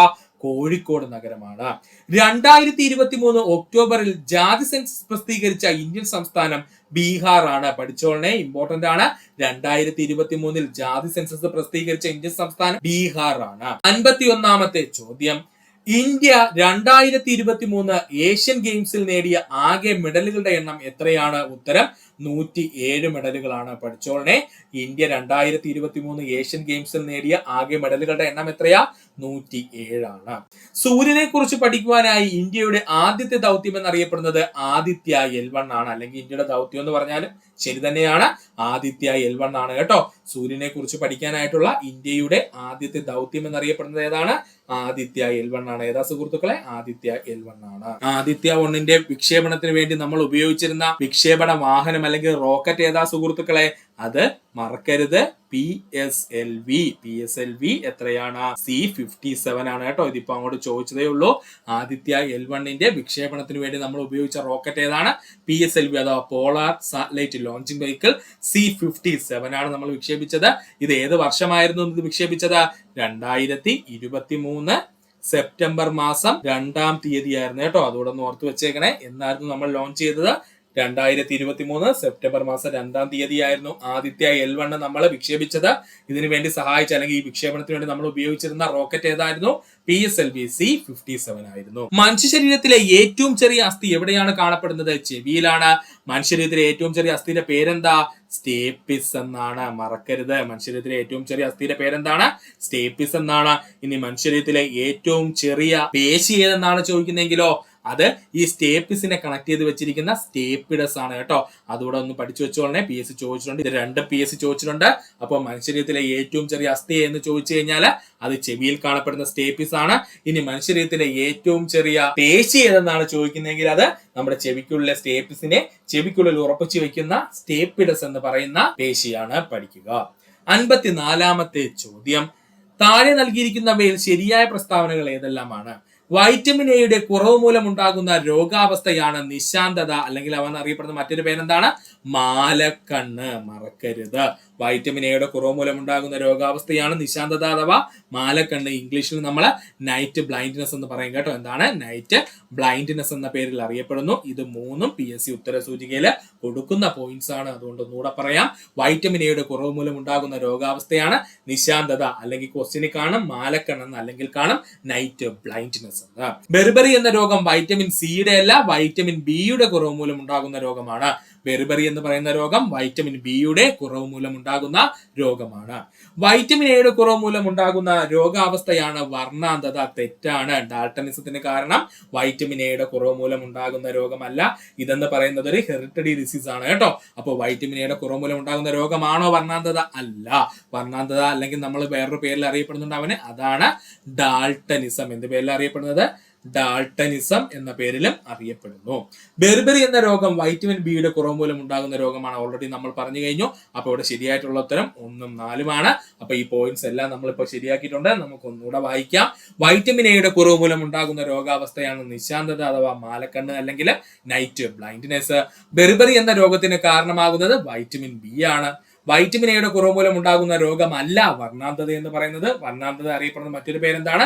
ഡാൾട്ടനിസം എന്നാണ്. ബെർബറി എന്ന രോഗം വൈറ്റമിൻ ബിയുടെ കുറവ് മൂലം ഉണ്ടാകുന്നു. അതും എന്താണ്? ശരിയായിട്ടുള്ള ഉത്തരമാണ്. ബുദ്ധിമാന്റെ നെല്ല് എന്ന പേരിൽ അറിയപ്പെടുന്ന നെല്ലിനം പൊക്കാളിയാണ്. പഠിച്ചോളനെ. ബുദ്ധിമാന്റെ നെല്ല് എന്ന പേരിൽ അറിയപ്പെടുന്നത് ഏതാണ്? അത് പൊക്കാളിയാണ്. ഇനി ഇന്ത്യയിൽ ഏറ്റവും കൂടുതൽ ഉത്പാദിപ്പിക്കപ്പെടുന്ന നെല്ലിനം എന്നറിയപ്പെടുന്നത് IR8 ആണ് കേട്ടോ. ഇന്ത്യയിൽ ഏറ്റവും കൂടുതൽ ഉത്പാദിപ്പിക്കപ്പെടുന്ന നെല്ലിനം എന്നറിയപ്പെടുന്നത് അത് IR8 ആണ്. മറക്കരുത്. അടുത്ത ക്വസ്റ്റ്യൻ, കേരള വനഗവേഷണ സ്ഥാപനം സ്ഥിതി ചെയ്യുന്നത് എവിടെയാണ്? പീച്ചിയിലാണ്. ഒരുപാട് തവണ PSC പ്രീവിയസ് ചോദിച്ച ക്വസ്റ്റ്യൻ ആണ്. കേരള വനഗവേഷണ സ്ഥാപനം സ്ഥിതി ചെയ്യുന്നത് എവിടെയാണ്? പീച്ചിയിലാണ്.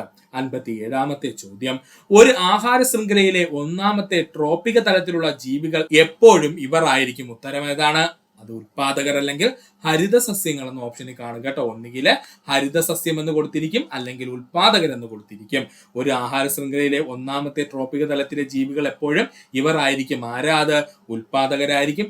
അതുപോലെ പഠിക്കാനുള്ളതാണ്, ഒരു ആഹാര ശൃംഖലയിലെ ഏറ്റവും അവസാന ട്രോപ്പിക തലത്തിൽ കാണപ്പെടുന്ന ജീവിവിഭാഗങ്ങൾ വിഘാടകരായിരിക്കും കേട്ടോ. ഒരു ആഹാര ശൃംഖലയിലെ ഏറ്റവും അവസാനത്തെ ട്രോപ്പിക തലത്തിൽ കാണപ്പെടുന്ന ജീവികൾ എപ്പോഴും ആരായിരിക്കും? വിഘാടകരും. ഒരു ആഹാര ശൃംഖലയിലെ ഒന്നാമത്തെ ട്രോപ്പിക തലത്തിൽ കാണപ്പെടുന്ന ജീവിവിഭാഗം എപ്പോഴും ഉത്പാദകരുമായിരിക്കും. പഠിക്കുക. ഈ ഉത്പാദകർ അല്ലെങ്കിൽ അവരറിയപ്പെടുന്ന മറ്റൊരു പേരെന്താണ്? ഹരിത സസ്യങ്ങൾ എന്ന്. പവിഴപ്പുറ്റുകൾ കടലിലെ മഴക്കാടുകൾ എന്ന പുസ്തകം രചിച്ചത് ആരാണ്? അത് അരുൺ അലോഷ്യസ് ആണ് കേട്ടോ. പവിഴപ്പുറ്റുകൾ കടലിലെ മഴക്കാടുകൾ എന്ന പുസ്തകം രചിച്ചത് ആരാണ്? അത് അരുൺ അലോഷ്യസ് ആണ്. ഗുണനിലവാരം നിലനിർത്തി സവാള കൂടുതൽ കാലം കേടുകൂടാതെ സൂക്ഷിക്കുവാനുള്ള സംവിധാനം കണ്ടെത്തിയ സ്ഥാപനം ഏതാണ്? അത് ബാർഗ് ആണ്, അല്ലെങ്കിൽ ബാബ അറ്റോമിക് റിസർച്ച് സെന്റർ ആണ് കേട്ടോ. ഗുണനിലവാരം നിലനിർത്തി സവാള കൂടുതൽ കാലം കേടുകൂടാതെ സൂക്ഷിക്കുവാനുള്ള സംവിധാനം കണ്ടെത്തിയ സ്ഥാപനം ഏതാണ്? അത് ബാർഗ് ആണ്, അല്ലെങ്കിൽ ബാബ അറ്റോമിക് റിസർച്ച് സ്റ്റേഷൻ ആണ്, അല്ലെങ്കിൽ ബാബ അറ്റോമിക് റിസർച്ച് സെന്റർ ആണ്. 60ാമത്തെ ചോദ്യം, താഴെ പറയുന്നവയിൽ ശരിയായ പ്രസ്താവന ഏതെല്ലാമാണ്? താപത്തിന്റെ SI യൂണിറ്റ് ജൂൾ ആണ്. ശരിയാണ്. താപത്തിന്റെ SI യൂണിറ്റ് ജൂൾ ആണ്. താപത്തിന്റെ SI യൂണിറ്റ് ആണ് ഫാരൻഹീറ്റ്. തെറ്റാണ്. താപത്തിന്റെ SI യൂണിറ്റ് ജൂൾ എന്ന് നമ്മൾ ഓൾറെഡി പറഞ്ഞു കഴിഞ്ഞു. താപനിലയുടെ SI യൂണിറ്റ് സെൽഷ്യസ് ആണ്. തെറ്റാണ്. താപനിലയുടെ SI യൂണിറ്റ് എന്താണ്? കെൽവിൻ ആണ്. അപ്പൊ ഈ പറഞ്ഞിരിക്കുന്നതിൽ 1ഉം 4ഉം മാത്രമാണ് ശരിയായിട്ടുള്ള പോയിന്റ്സ്. സുഹൃത്തുക്കൾ ശ്രദ്ധിക്കുക. താപത്തിന്റെ SI യൂണിറ്റ് ചോദിച്ചാൽ ജൂള്, താപനിലയുടെ SI യൂണിറ്റ് ആണെങ്കിൽ അത് കെൽവിൻ ആണ് കേട്ടോ. താപത്തിന്റെ SI യൂണിറ്റ് ജൂൾ ആണ്, താപനിലയുടെ SI യൂണിറ്റ് എന്താ? കെൽവിൻ ആണ്. 61ാമത്തെ ചോദ്യം, താഴെ പറയുന്നവയിൽ തെറ്റായ ജോഡി കണ്ടെത്തുക. പവറിന്റെ യൂണിറ്റ് വാട്ട് തന്നെയാണ്. ഊർജത്തിന്റെ യൂണിറ്റ് ജൂൾ ആണ്. പ്രവൃത്തിയുടെ യൂണിറ്റും ജൂൾ തന്നെയാണ്. ബലത്തിന്റെ യൂണിറ്റ് എന്താണ്? ന്യൂട്ടൺ ആണ്. ബലത്തിന്റെ യൂണിറ്റ് എന്താണ്? ന്യൂട്ടൺ ആണ്, അല്ല പാസ്കൽ അല്ല കേട്ടോ. ബലത്തിന്റെ യൂണിറ്റ് എന്താണ്? ന്യൂട്ടൺ ആണ്. അപ്പോ താഴെ പറയുന്നവയിൽ തെറ്റായ ജോഡി എന്നാണ് ചോദിച്ചിരിക്കുന്നത്. നമ്മളിപ്പോ പറഞ്ഞിരിക്കുന്ന ജോഡികളെല്ലാം ശരിയാക്കിയിട്ടുണ്ട്. പവറിന്റെ യൂണിറ്റ് വാട്ടാണ്. ഊർജത്തിന്റെ യൂണിറ്റ് ജൂൾ ആണ്. പ്രവൃത്തിയുടെ യൂണിറ്റും ജൂൾ തന്നെയാണ്. ബലത്തിന്റെ യൂണിറ്റ് ന്യൂട്ടൺ ആണ്. പഠിക്കുക. 62ാമത്തെ ചോദ്യം, അലുമിനിയത്തിന്റെ ഒരു ധാതു ഏതെന്നാണ് ചോദിച്ചിരിക്കുന്നത്. ഉത്തരം ഏതാ? ക്രയോലൈറ്റ് ആണ് കേട്ടോ. അലുമിനിയത്തിന്റെ ഒരു ധാതുവാണ് ക്രയോലൈറ്റ് എന്ന് പറയുന്നത്. അതുപോലെ തന്നെ അലുമിനിയത്തിന്റെ പ്രധാന അയിര് ഏതെന്ന് PSC ചോദിക്കും. അയിര് ഏതാ സുഹൃത്തുക്കളെ? അത് ബോക്സൈറ്റ് ആണ് കേട്ടോ. എന്താണ്? ബോക്സൈറ്റ് ആണ്. അതുകൂടെ സുഹൃത്തുക്കൾ ഒന്ന് പഠിച്ചു വെച്ചോളണം. അലുമിനിയത്തിന്റെ ഒരു ധാതു എന്ന് ചോദിച്ചാൽ ക്രയോലൈറ്റും, അതുപോലെ അലുമിനിയത്തിന്റെ ഏറ്റവും പ്രധാനപ്പെട്ട അയിര് എന്ന് ചോദിച്ചാൽ അത് ബോക്സൈറ്റുമാണ്. 63ാമത്തെ ചോദ്യം, തെർമോപ്ലാസ്റ്റിക്കിന് ഉദാഹരണം അല്ലാത്തത് എന്നാണ് ചോദിച്ചിരിക്കുന്നത്. ഉത്തരം ഏതാണ്? ബേക്കലൈറ്റ് ആണ്. ബേക്കലൈറ്റ് എന്ന് പറയുന്നത് ഏതാ? അത് തെർമോ സെറ്റിംഗ് പ്ലാസ്റ്റിക്കിന് ഉദാഹരണമാണ്. തെർമോ സെറ്റിംഗ് പ്ലാസ്റ്റിക് ഉദാഹരണമാണ്. അതായത് ഒരു തവണ ചൂടാക്കി ഷേപ്പ് മാറ്റിക്കഴിഞ്ഞാൽ പിന്നെ നമ്മൾ താപം കൊടുത്തു കഴിഞ്ഞാൽ അത് വീണ്ടും പുതിയ രൂപത്തിലോട്ട് മാറ്റാൻ പറ്റുമോ? ഇല്ല. അത് അവിടെ വെച്ച് മറ്റൊരു വസ്തുവായിട്ട് എന്ത് ചെയ്യും? മാറ്റപ്പെടും. അത്തരം പ്ലാസ്റ്റിക്കിനെ വിളിക്കുന്ന പേരാണ് തെർമോസെറ്റിംഗ് പ്ലാസ്റ്റിക് എന്ന്. അതിനുദാഹരണമാണ് ബേക്കലൈറ്റും അതുപോലെ തന്നെ പോളിസ്റ്ററും. പോളിയെസ്റ്റർ അഥവാ പോളിസ്റ്റർ ഒക്കെ എന്തിനു ഉദാഹരണമാണ്? ഈ പറഞ്ഞിരിക്കുന്ന തെർമോസെറ്റിംഗ് പ്ലാസ്റ്റിക്കിന് ഉദാഹരണമാണ്. ഒരു തവണ ചൂട് കൊടുത്ത് സെറ്റ് ആക്കിയ പിന്നെ ചൂട് കൊടുത്താൽ സെറ്റ് ആവോ? ഇല്ല. അത് പുതിയൊരു പദാർത്ഥമായിട്ട് മാറിപ്പോവുകയാണ് ചെയ്യുന്നത്. ഇനി തെർമോ പ്ലാസ്റ്റിക് എന്ന് വെച്ചാൽ എപ്പോ നമ്മൾ താപം കൊടുത്താലും അത് പുതിയ രൂപത്തിലോട്ട് നമുക്ക് മാറ്റിക്കൊണ്ടിരിക്കാം. അതായത് ഷേപ്പ് മാറ്റിക്കൊണ്ട് വരാൻ പറ്റും കേട്ടോ. തെർമോ പ്ലാസ്റ്റിക്കിന്റെ പ്രത്യേകത എന്താണ്? എപ്പോ നമ്മൾ താപം കൊടുത്താലും എപ്പോ വേണമെങ്കിലും നമുക്ക് എന്ത് ചെയ്യാം? താപം കൊടുത്തതിന്റെ ഷേപ്പ് എന്ത് ചെയ്യാം? മാറ്റിക്കൊണ്ടിരിക്കാം. എക്സാമ്പിൾ ആയിട്ട് പറഞ്ഞു കഴിഞ്ഞാൽ പോളിത്തീന്, നൈലോണ്, PVC അഥവാ പോളിവിനൈൽ ക്ലോറൈഡ്. നമ്മുടെ വീട്ടിലൊക്കെ എടുക്കുന്ന നമ്മുടെ PVC പൈപ്പിലെ സുഹൃത്തുക്കളെ, അത് ചൂടായി കഴിഞ്ഞാൽ നമുക്ക് ഏതൊരു ഷേപ്പിലോട്ട് വേണോ മാറ്റി കൊടുത്തൂടെ? അത് തന്നെയാണ് ഇവിടെ പറയുന്നത്. തെർമോ പ്ലാസ്റ്റിക്കിന്റെ പ്രത്യേകത എന്താണ്? ചൂട് കൊടുത്തു കഴിഞ്ഞാൽ നമുക്ക് ഇഷ്ടമുള്ള ഷേപ്പിലോട്ട് മാറ്റാൻ പറ്റും. ഉദാഹരണം ചോദിച്ചാൽ പോളിത്തീൻ, നൈലോൺ, PVC എന്നിവയാണ്. ഇനി നേരെ തിരിച്ച് തെർമോ സെറ്റിംഗ് പ്ലാസ്റ്റിക് ആണെങ്കിലോ എന്താ പ്രത്യേകത? ഒരു തവണ താപം കൊടുത്തു കഴിഞ്ഞാൽ അവൻ അങ്ങ് സെറ്റ് ആവും. പിന്നെ അവനെ വീണ്ടും താപം കൊടുത്തു കഴിഞ്ഞാൽ അവൻ എന്ത് ചെയ്യും? കരിഞ്ഞ് മറ്റൊരു പുതിയ വസ്തുവായിട്ട് മാറത്തേ ഉള്ളൂ. ഉദാഹരണം ചോദിച്ചാൽ ബേക്കലൈറ്റ്, പോളിസ്റ്റർ എന്നിവയാണ്. 64ാമത്തെ ചോദ്യം, കോൺവെക്സ് ലെൻസ് ഉപയോഗിച്ച് പരിഹരിക്കാവുന്ന കണ്ണിന്റെ ന്യൂനതകൾ ഏതൊക്കെയെന്ന് ചോദിച്ചാൽ ഒന്ന് ദീർഘദൃഷ്ടിയും മറ്റൊന്ന് ഏതാണ് നമ്മുടെ വെള്ളെഴുത്തും. ഇത് രണ്ടും എന്താണ് നമ്മുടെ കോൺവെക്സ് ലെൻസ് ഉപയോഗിച്ച് പരിഹരിക്കാവുന്ന കണ്ണിന്റെ ന്യൂനതകളാണ്. കോൺവെക്സ് ലെൻസ് ഉപയോഗിച്ച് പരിഹരിക്കാവുന്ന കണ്ണിന്റെ ന്യൂനതകൾ ഏതൊക്കെയാ? ദീർഘദൃഷ്ടിയും അതുപോലെ തന്നെ വെള്ളെഴുത്തും. ദീർഘദൃഷ്ടിയും അതുപോലെ തന്നെയാണ് വെള്ളെഴുത്തും. ഹ്രസ്വദൃഷ്ടിക്ക് ഉപയോഗിക്കുന്ന ലെൻസ് ഏതാണ്? കോൺകേവ് ലെൻസ് ആണ് കേട്ടോ. കോൺകേവ് ലെൻസ് ആണ് ഹ്രസ്വദൃഷ്ടിക്ക് ഉപയോഗിക്കുന്നത്. കോൺവെക്സ് ലെൻസ് ആണ് നമ്മുടെ ദീർഘദൃഷ്ടിയും വെള്ളെഴുത്ത് പരിഹരിക്കാൻ ഉപയോഗിക്കുന്നത്. പഠിക്കുക. മാലക്കണ്ണെന്ന് പറയുന്നത് വൈറ്റമിൻ എ എന്ന് പറയുന്നതിന്റെ കുറവ് മൂലം ഉണ്ടാകുന്ന രോഗമാണ്. അതുകൊണ്ട് അത് വെറുതെ ഒരു ഗ്ലാസ് വെച്ചാൽ മാറുമോ? ഇല്ല. അതുകൂടെ ഒന്ന് ഓർക്കുക. 2023 സെപ്റ്റിമിയാൻ അവാർഡ്സിൽ മികച്ച ഏഷ്യൻ നടനായി തിരഞ്ഞെടുക്കപ്പെട്ടത് ടൊവിനോ തോമസ് ആണ്. 2023 സെപ്റ്റിമിയാസ് അവാർഡിൽ മികച്ച ഏഷ്യൻ നടനായി തിരഞ്ഞെടുക്കപ്പെട്ടത് ആരാ? ടൊവിനോ തോമസ് ആണ്. 66ാമത്തെ ചോദ്യം. 38ാമത് ദേശീയ ജൂനിയർ അത്ലറ്റിക് ചാമ്പ്യൻഷിപ്പിന് വേദിയായ നഗരം കോയമ്പത്തൂര്. പഠിച്ചോളനെ. 38ാമത് ദേശീയ ജൂനിയർ അത്ലറ്റിക് ചാമ്പ്യൻഷിപ്പിന് വേദിയായ നഗരം കോയമ്പത്തൂരാണ്. 67ാമത്തെ ചോദ്യം. താഴെ പറയുന്ന പ്രസ്താവനകളിൽ ശരിയായത് ഏതാണ്? ഡിഫ്തീരിയ ബാക്ടീരിയ മൂലം ഉണ്ടാകുന്ന രോഗമാണ്. ശരിയാണ്. ഡിഫ്തീരിയ അഥവാ തൊണ്ടമുള്ള് എന്ന് നമ്മൾ മലയാളത്തിൽ പറയും കേട്ടോ. ചിലപ്പോൾ ഇങ്ങനെയും PSC ചോദിച്ചിട്ടുണ്ട്. ഡിഫ്തീരിയ അഥവാ തൊണ്ടമുള്ള് ബാക്ടീരിയ മൂലം ഉണ്ടാകുന്ന ഒരു രോഗമാണ്. കോളറ വായുവിലൂടെ പകരുന്ന രോഗമാണ്. തെറ്റാണ്. കോളറ എന്ന് പറയുന്നത് എന്താണ്? ജലത്തിലൂടെ പകരുന്ന രോഗമാണ് കേട്ടോ. ജലത്തിലൂടെ പകരുന്ന രോഗമാണ് കോളറ എന്ന് പറയുന്നത്. ചിക്കൻ ഗുനിയ മലിനജലത്തിലൂടെ പകരുന്ന രോഗമാണ്. തെറ്റാണ്. ചിക്കൻ ഗുനിയ എന്ന് പറയുന്നത് എന്താണ്? കൊതുക് പരത്തുന്ന ഒരു രോഗമാണ് കേട്ടോ. കൊതുക് പരത്തുന്ന ഒരു രോഗമാണ് ചിക്കൻ ഗുനിയ എന്ന് പറയുന്നത്. അപ്പോൾ PSC ഉത്തരപ്രകാരം ഇതിൽ ഒന്ന് മാത്രമാണ് ശരി. നമ്മൾ ബാക്കിയെല്ലാം ഇപ്പൊ ശരിയാക്കിയുണ്ട്. നമ്മൾ ഒന്നുകൂടി പറയാം. താഴെ പറയുന്ന പ്രസ്താവനകൾ ശരിയായെന്ന് ചോദിച്ചാൽ ഡിഫ്തീരിയ ബാക്ടീരിയ മൂലം ഉണ്ടാകുന്ന രോഗമാണ്. അല്ലെങ്കിൽ ഡിഫ്തീരിയയുടെ മറ്റൊരു പേരെന്താണ്?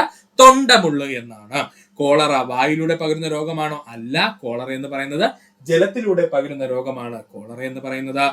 ചിക്കൻ ഗുനിയ എന്ന് പറയുന്നത് മലിനജലത്തിലൂടെ പകരുന്ന രോഗമാണോ? അല്ല. അത് കൊതുക് വഴി പകരുന്ന ഒരു രോഗമാണ് ചിക്കൻ ഗുനിയ എന്ന് പറയുന്നത്. അനോഫിലസ് പെൺകൊതുകുകൾ വാഹകരായിട്ടുള്ള രോഗം ഏതാണ്? ഉത്തരം മലമ്പനിയാണ്. അനോഫിലസ് പെൺകൊതുകുകൾ വാഹകരായിട്ടുള്ള രോഗം ഏതാ സുഹൃത്തുക്കളെ? അത് മലമ്പനിയാണ്.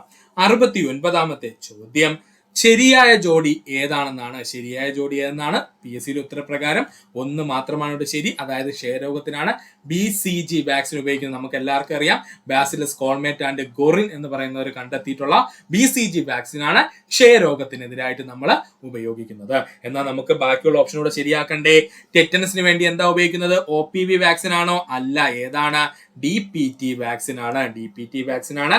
ഡിഫ്തീരിയയ്ക്ക് നമ്മൾ ഉപയോഗിക്കുന്നത് DPT വാക്സിൻ ആണ്. അതുപോലെ ഒരാൾക്കൂടെ നമ്മൾ എന്ത് ചെയ്യും? DPT വാക്സിൻ ഉപയോഗിക്കും. അത് ആർക്കാ സുഹൃത്തുക്കളെ? വേറെ ആർക്കുമല്ല. നമുക്കറിയാം വില്ലൻ ചുമയ്ക്ക്. മറക്കരുത്. വില്ലൻ ചുമ അല്ലെങ്കിൽ വൂപ്പിംഗ് കോഫ് എന്നൊക്കെ പറയുന്ന എന്താണ് വില്ലൻ ചുമയ്ക്ക് വേണ്ടിയിട്ട് നമ്മൾ എന്ത് ഉപയോഗിക്കുന്നുണ്ട്? DPT വാക്സിൻ ഉപയോഗിക്കുന്നുണ്ട്. അപ്പോൾ DPT വാക്സിൻ ഏതിനൊക്കെ ഉപയോഗിക്കുന്നത്?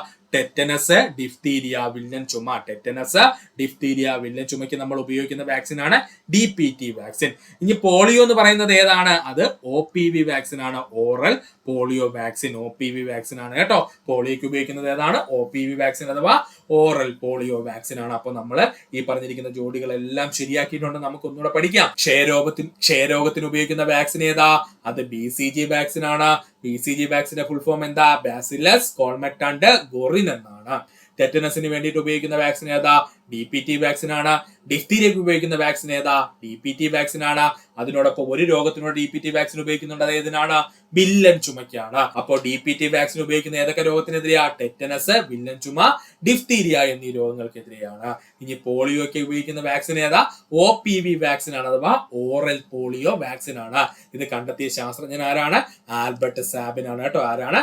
ആൽബർട്ട് സാബിൻ ആണ്. അതുകൂടെ ഒന്ന് ഓർത്തു വെച്ചിരിക്കുക. താഴെ പറയുന്നവയിൽ ജീവിതശൈലി രോഗമല്ലാത്തത് ഏതാണ്?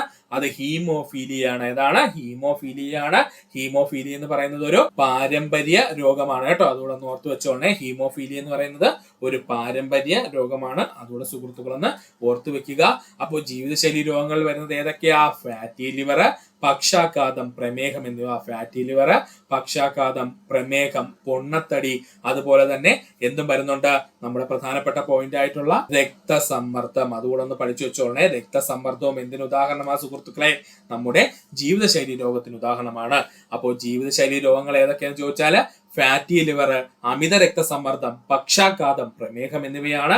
ഇനി ഹീമോഫീലിയ, അതുപോലെ ഹീമോഫീലിയ എന്ന് പറയുന്നത് പാരമ്പര്യ രോഗമാണ്. ഹീമോഫീലിയയുടെ മറ്റൊരു പേരെന്താണ്? റോയൽ ഡിസീസ് എന്നൊക്കെ അറിയപ്പെടും അല്ലേ? എന്താണ് റോയൽ ഡിസീസ് എന്ന പേരിലൊക്കെ അറിയപ്പെടുന്നത് ഹീമോഫീലിയാണ്. അതുകൂടെ സുഹൃത്തുക്കളെന്ന് ഓർത്തു. 72ാമത്തെ ചോദ്യം, താഴെ തന്നിരിക്കുന്നവയിൽ അവയവദാനവുമായി ബന്ധപ്പെട്ട പദ്ധതി മൃതസഞ്ജീവനി പദ്ധതി അല്ലേ സുഹൃത്തുക്കളെ? ഇമ്പോർട്ടന്റ് ആണ്. താഴെ പറയുന്ന അവയവദാനവുമായി ബന്ധപ്പെട്ട പദ്ധതി ഏതാ? അശ്വമേധം പദ്ധതി ഏത് രോഗവുമായി ബന്ധപ്പെട്ടിരിക്കുന്നു? കുഷ്ഠരോഗവുമായി ബന്ധപ്പെട്ടിരിക്കുന്നു. അശ്വമേധം പദ്ധതി ഏത് രോഗവുമായി ബന്ധപ്പെട്ടിരിക്കുന്നു സുഹൃത്തുക്കളെ? കുഷ്ഠരോഗവുമായി ബന്ധപ്പെട്ടിരിക്കുന്നു. നിപ്പ രോഗത്തിന് പ്രകൃതിയിലുള്ള വാഹക ജീവി എന്ന് ചോദിച്ചാൽ അത് വവ്വാലാണ്. പഠിച്ചോളനെ. നിപ്പ രോഗത്തിന്റെ പ്രകൃതിയാലുള്ള വാഹക ജീവി ഏതാണ്? അത് വവ്വാലാണ്. ആതിഥേയ ജീവിയുടെ ജനിതക സംവിധാനം ഉപയോഗിച്ച് പെരുകാൻ കഴിവുള്ള രോഗാണുവാണ് വൈറസുകൾ എന്ന് പറയുന്നത്, അഥവാ RNA എന്ന് നമ്മൾ പറയും അല്ലെ, അഥവാ റൈബോ ന്യൂക്ലിക് ആസിഡുകളാണ് വൈറസുകൾ എന്ന് പറയുന്നത്. ഇവ നമ്മുടെ ശരീരത്തിൽ കയറിയിട്ട് നമ്മുടെ DNA തകർത്തിട്ട് ഇവ എന്ത് ചെയ്യും? ഇവരുടെ RNA വൈറസുകളുടെ റെപ്ലിക്ക അല്ലെങ്കിൽ ഡ്യൂപ്ലിക്കേറ്റുകളെ ഉണ്ടാക്കിയിട്ട് അവർ എന്ത് ചെയ്യും? ഇങ്ങനെ പെറ്റുപെരുകും കേട്ടോ. അപ്പോൾ ആതിഥേയ ജീവിയുടെ ജനിതക സംവിധാനം ഉപയോഗിച്ച് പെരുകാൻ കഴിവുള്ള രോഗാണുവാണ് വൈറസ് എന്ന് പറയുന്നത്. വൈറസ് എന്ന് പറയുന്നത് ഒരു റൈബോ ന്യൂക്ലിക് ആസിഡ് അഥവാ RNA ആണ്. ഇത് നമ്മുടെ DNA കയറിയിട്ട് അവരെന്ത് ചെയ്യും? ഈ DNA എന്ത് ചെയ്യും? ഡിസ്ട്രക്ട് ചെയ്യും അല്ലെങ്കിൽ നശിപ്പിച്ചിട്ട് എന്താണ് കൂടുതലായിട്ടുള്ള RNA റെപ്ലിക്കകൾ ഉണ്ടാക്കും കേട്ടോ. അത്രയും ഡീപ്പായിട്ട് പോണ്ട, ജസ്റ്റ് ഒന്ന് ഓർത്തിരുന്നാൽ മതി. 76ാമത്തെ ചോദ്യം, ആയുഷ് വകുപ്പിന്റെ ഉൾപ്പെടാത്ത ചികിത്സാ രീതിയാണ് അലോപ്പതി ചികിത്സാ രീതി. ആയുഷ് വകുപ്പിൽ ഉൾപ്പെടാത്ത ചികിത്സാ രീതി ഏതാണ്? അലോപ്പതിയാണ്. അപ്പൊ സുഹൃത്തുക്കൾക്ക് ഡൗട്ട് ഉണ്ടാവും, ആയുഷിനകത്ത് ഉൾപ്പെടുന്ന ചികിത്സാ രീതി ഏതൊക്കെയാന്ന് ചോദിച്ചാൽ ഒന്നുമില്ല. ആയുഷ് ഒന്ന് എഴുതി നോക്കുക, സ്പെല്ലിംഗ് ശ്രദ്ധിക്കുക. AYUSH ഇതാണ് ആയുഷ് കേട്ടോ. AYUSH എന്നുള്ളതാണ് ആയുഷ് എന്ന് പറയുന്നത്. A എന്ന് പറഞ്ഞു കഴിഞ്ഞാൽ ആയുർവേദം, Y എന്ന് പറഞ്ഞു കഴിഞ്ഞാൽ യോഗയാണ് കേട്ടോ. A എന്ന് പറഞ്ഞു കഴിഞ്ഞാൽ യോഗ, U എന്ന് പറഞ്ഞു കഴിഞ്ഞാൽ യുനാനി, S എന്ന് പറഞ്ഞു കഴിഞ്ഞാൽ സിദ്ധയാണ്. S എന്ന് പറഞ്ഞു കഴിഞ്ഞാൽ സിദ്ധയാണ്. H എന്ന് പറഞ്ഞു കഴിഞ്ഞാൽ ഏതാണ്? ഹോമിയോ ആണ്. ശ്രദ്ധിച്ചോളണേ, ഹോമിയോ ആണ് കേട്ടോ. സുഹൃത്തുക്കൾ തെറ്റിപ്പോവരുത്. ഒന്നും കൂടെ പറഞ്ഞുതരാം. ആയുഷ് വകുപ്പിന് ഉൾപ്പെടാത്ത ചികിത്സാ രീതി എന്ന് ചോദിച്ചാൽ അത് അലോപ്പതിയാണ്. അപ്പോൾ ആയുഷിന്റെ ഭാഗമായിട്ടുള്ളത് ഏതൊക്കെയാണെന്ന് ചോദിച്ചാൽ AYUSH എന്നങ്ങ് എഴുതി നോക്കുക. ഇതിൽ A എന്ന് പറഞ്ഞു കഴിഞ്ഞാൽ ആയുർവേദം, Y എന്ന് പറഞ്ഞു കഴിഞ്ഞാൽ യോഗ, U എന്ന് പറഞ്ഞു കഴിഞ്ഞാൽ യുനാനി, S എന്ന് പറഞ്ഞു കഴിഞ്ഞാൽ സിദ്ധ, H എന്ന് പറഞ്ഞു കഴിഞ്ഞാൽ ഹോമിയോ ആണ്. പഠിക്കുക. താഴെ പറയുന്നവയിൽ എക്സൈസ് വകുപ്പുമായി ബന്ധപ്പെട്ട പദ്ധതി ഏതാണ്? വിമുക്തി പദ്ധതിയാണ് കേട്ടോ. താഴെ പറയുന്നവയില് എക്സൈസുമായി വകുപ്പുമായി ബന്ധപ്പെട്ടിരിക്കുന്ന പദ്ധതി ഏതാണ്? വിമുക്തി പദ്ധതിയാണ്. സർക്കാർ ജീവനക്കാർക്ക് വേണ്ടിയുള്ള ഇൻഷുറൻസ് പദ്ധതി മെഡിസെപ്പ് പദ്ധതി ഇപ്പോഴും PSC ചോദിക്കുന്നുണ്ട്. സർക്കാർ ജീവനക്കാർക്ക് വേണ്ടിയിട്ടുള്ള ഇൻഷുറൻസ് പദ്ധതി അറിയപ്പെടുന്ന പേരാണ് മെഡിസെപ്പ് പദ്ധതി. ശൈശവ വിവാഹം നടക്കുന്നതിന്റെ ഭാഗമായി വിവരം നൽകുന്നവർക്ക് പാരിതോഷികം നൽകുന്ന വനിതാ ശിശു വികസന വകുപ്പിന്റെ പദ്ധതിയുടെ പേരാണ് പൊൻവാക്ക്. ശൈശവ വിവാഹം തടയുന്നതിന്റെ ഭാഗമായി വിവരം നൽകുന്നവർക്ക് പാരിതോഷികം നൽകുന്ന വനിതാ ശിശു വികസന വകുപ്പിന്റെ പദ്ധതിയുടെ പേരെന്താ? പൊൻവാക്ക് എന്നാണ്. 80ാമത്തെ ചോദ്യം, മൃതസഞ്ജീവനി പദ്ധതിയുടെ ഗുഡ്വിൽ അംബാസിഡർ ആരാണ്? മോഹൻലാൽ ആണ്. തെറ്റിപ്പോവല്ലേ. മൃതസഞ്ജീവനി പദ്ധതിയുടെ ഗുഡ്വിൽ അംബാസിഡർ ആരാണ്? മോഹൻലാൽ ആണ്. ഇതാണ് മൃതസഞ്ജീവനി പദ്ധതി എന്ന് പറഞ്ഞാല് നമ്മുടെ അവയവങ്ങൾ എന്താണ് ദാനം ചെയ്യുന്ന പദ്ധതി, അല്ലെങ്കിൽ അവയവമാറ്റ ശസ്ത്രക്രിയയും അവയവങ്ങൾ ദാനം ചെയ്യുന്നതുമായി ബന്ധപ്പെട്ട പദ്ധതിയാണ് മൃതസഞ്ജീവനി പദ്ധതി എന്നറിയപ്പെടുന്നത്. അതിന്റെ ഗുഡ്വിൽ അംബാസിഡർ ആരാ? മോഹൻലാൽ ആണ്. താഴെ പറയുന്നവയിൽ സംക്രമണ മൂലകങ്ങളുമായി ബന്ധപ്പെട്ട ശരിയല്ലാത്ത പ്രസ്താവന ഏതാണ്? താഴെ പറയുന്നവയില് സംക്രമണ മൂലകവുമായി ബന്ധപ്പെട്ട ശരിയല്ലാത്ത പ്രസ്താവന ഏത് എന്നാണ് ചോദിച്ചിട്ടുള്ളത്. നമുക്ക് നോക്കാം. ഓപ്ഷൻ എ, സംക്രമണ മൂലകങ്ങൾ നിറമുള്ള സംയുക്തങ്ങൾ ഉണ്ടാക്കുന്നു. ഓപ്ഷൻ ബി, പീരിയോഡിക് ടേബിളിൽ 3 മുതൽ 12 വരെയുള്ള ഗ്രൂപ്പുകളിൽ ഉൾപ്പെടുന്ന മൂലകങ്ങളാണ് സംക്രമണ മൂലകങ്ങൾ. ഓപ്ഷൻ സി, സംക്രമണ മൂലകങ്ങൾ ലോഹങ്ങളാണ്. Option D, zinc, cadmium, mercury അല്ലെങ്കിൽ രസം എന്നിവ സംക്രമണ മൂലകങ്ങൾക്ക് ഉദാഹരണമാണ്. ഇതിൽ ശരിയല്ലാത്ത പ്രസ്താവന ഏതാ സുഹൃത്തുക്കളെ? ഓപ്ഷൻ ഡി ആണ് കേട്ടോ. അതിനുള്ള കാരണവും പറഞ്ഞുതരാം. സിങ്ക്, കാഡ്മിയം, അതുപോലെ മെർക്കുറി അല്ലെങ്കിൽ രസം എന്ന് പറയുന്ന മൂലകങ്ങള് ഒന്നും എന്തിന് ഉദാഹരണമല്ല? സംക്രമണ മൂലകങ്ങൾക്ക് ഉദാഹരണമായിട്ട് പറയാൻ കഴിയില്ല. അപ്പോ സംക്രമണ മൂലകങ്ങൾക്ക് ഉദാഹരണമായിട്ട് നമുക്ക് ആരെയൊക്കെ പറയാം സുഹൃത്തുക്കളെ? വേണമെങ്കിൽ ടങ്സ്റ്റൺ പറയാം, അതുപോലെ തന്നെ പ്ലാറ്റിനം പറയാം, അതുപോലെ തന്നെ നമുക്ക് ഗോൾഡ്, സിൽവർ ഇവയെല്ലാം നമുക്ക് എന്തെന്ന് പറയാം? ഈ പറഞ്ഞിരിക്കുന്ന സംക്രമണ മൂലകങ്ങളായിട്ട് പറയാം. പക്ഷെ എന്തുകൊണ്ടാണ് സിങ്കിനെയും കാഡ്മിയത്തിനെയും അതുപോലെ തന്നെ നമ്മുടെ രസം അല്ലെങ്കിൽ മെർക്കുറിയെയും സംക്രമണ മൂലകങ്ങളിൽ പെടുത്താത്തതെന്ന് ചോദിച്ചാല്, ഇവർ സത്യം പറഞ്ഞു കഴിഞ്ഞാൽ സംക്രമണ മൂലകങ്ങളുടെ കൂട്ടത്തിൽ തന്നെയാണ് വരുന്നത്. പക്ഷെ യവന്മാർക്ക് ഒരു വൃത്തികെട്ട സ്വഭാവമുണ്ട്. എന്തെന്ന് ചോദിച്ചാല്, ഈ സംക്രമണ മൂലകങ്ങൾ മൂലകങ്ങളുടെ ഏറ്റവും വലിയ പ്രത്യേകത എന്തെന്ന് ചോദിച്ചാല് അവരുടെ ഏറ്റവും ഔട്ടർ മോസ്റ്റ് ഷെല്ലില്, അവരുടെ ഇലക്ട്രോൺസിന്റെ ഏറ്റവും അവസാനത്തെ ഷെല്ലിനകത്ത് ഇവന്മാരുടെ ഔട്ടർ മോസ്റ്റ് ഷെല്ലിൽ, അതായത് ഏറ്റവും പുറത്തുള്ള ഷെല്ലില് എപ്പോഴും പകുതി മാത്രമേ ഫില്ലാവുള്ളൂ കേട്ടോ. അതായത് എപ്പോ നോക്കിയാലും ഈ സംക്രമണ മൂലകങ്ങളുടെ ഏറ്റവും പുറമേയുള്ള ഷെല്ലിനകത്ത് പകുതി ഇലക്ട്രോണുകൾ മാത്രമേ ഫില്ലായിരിക്കുള്ളൂ.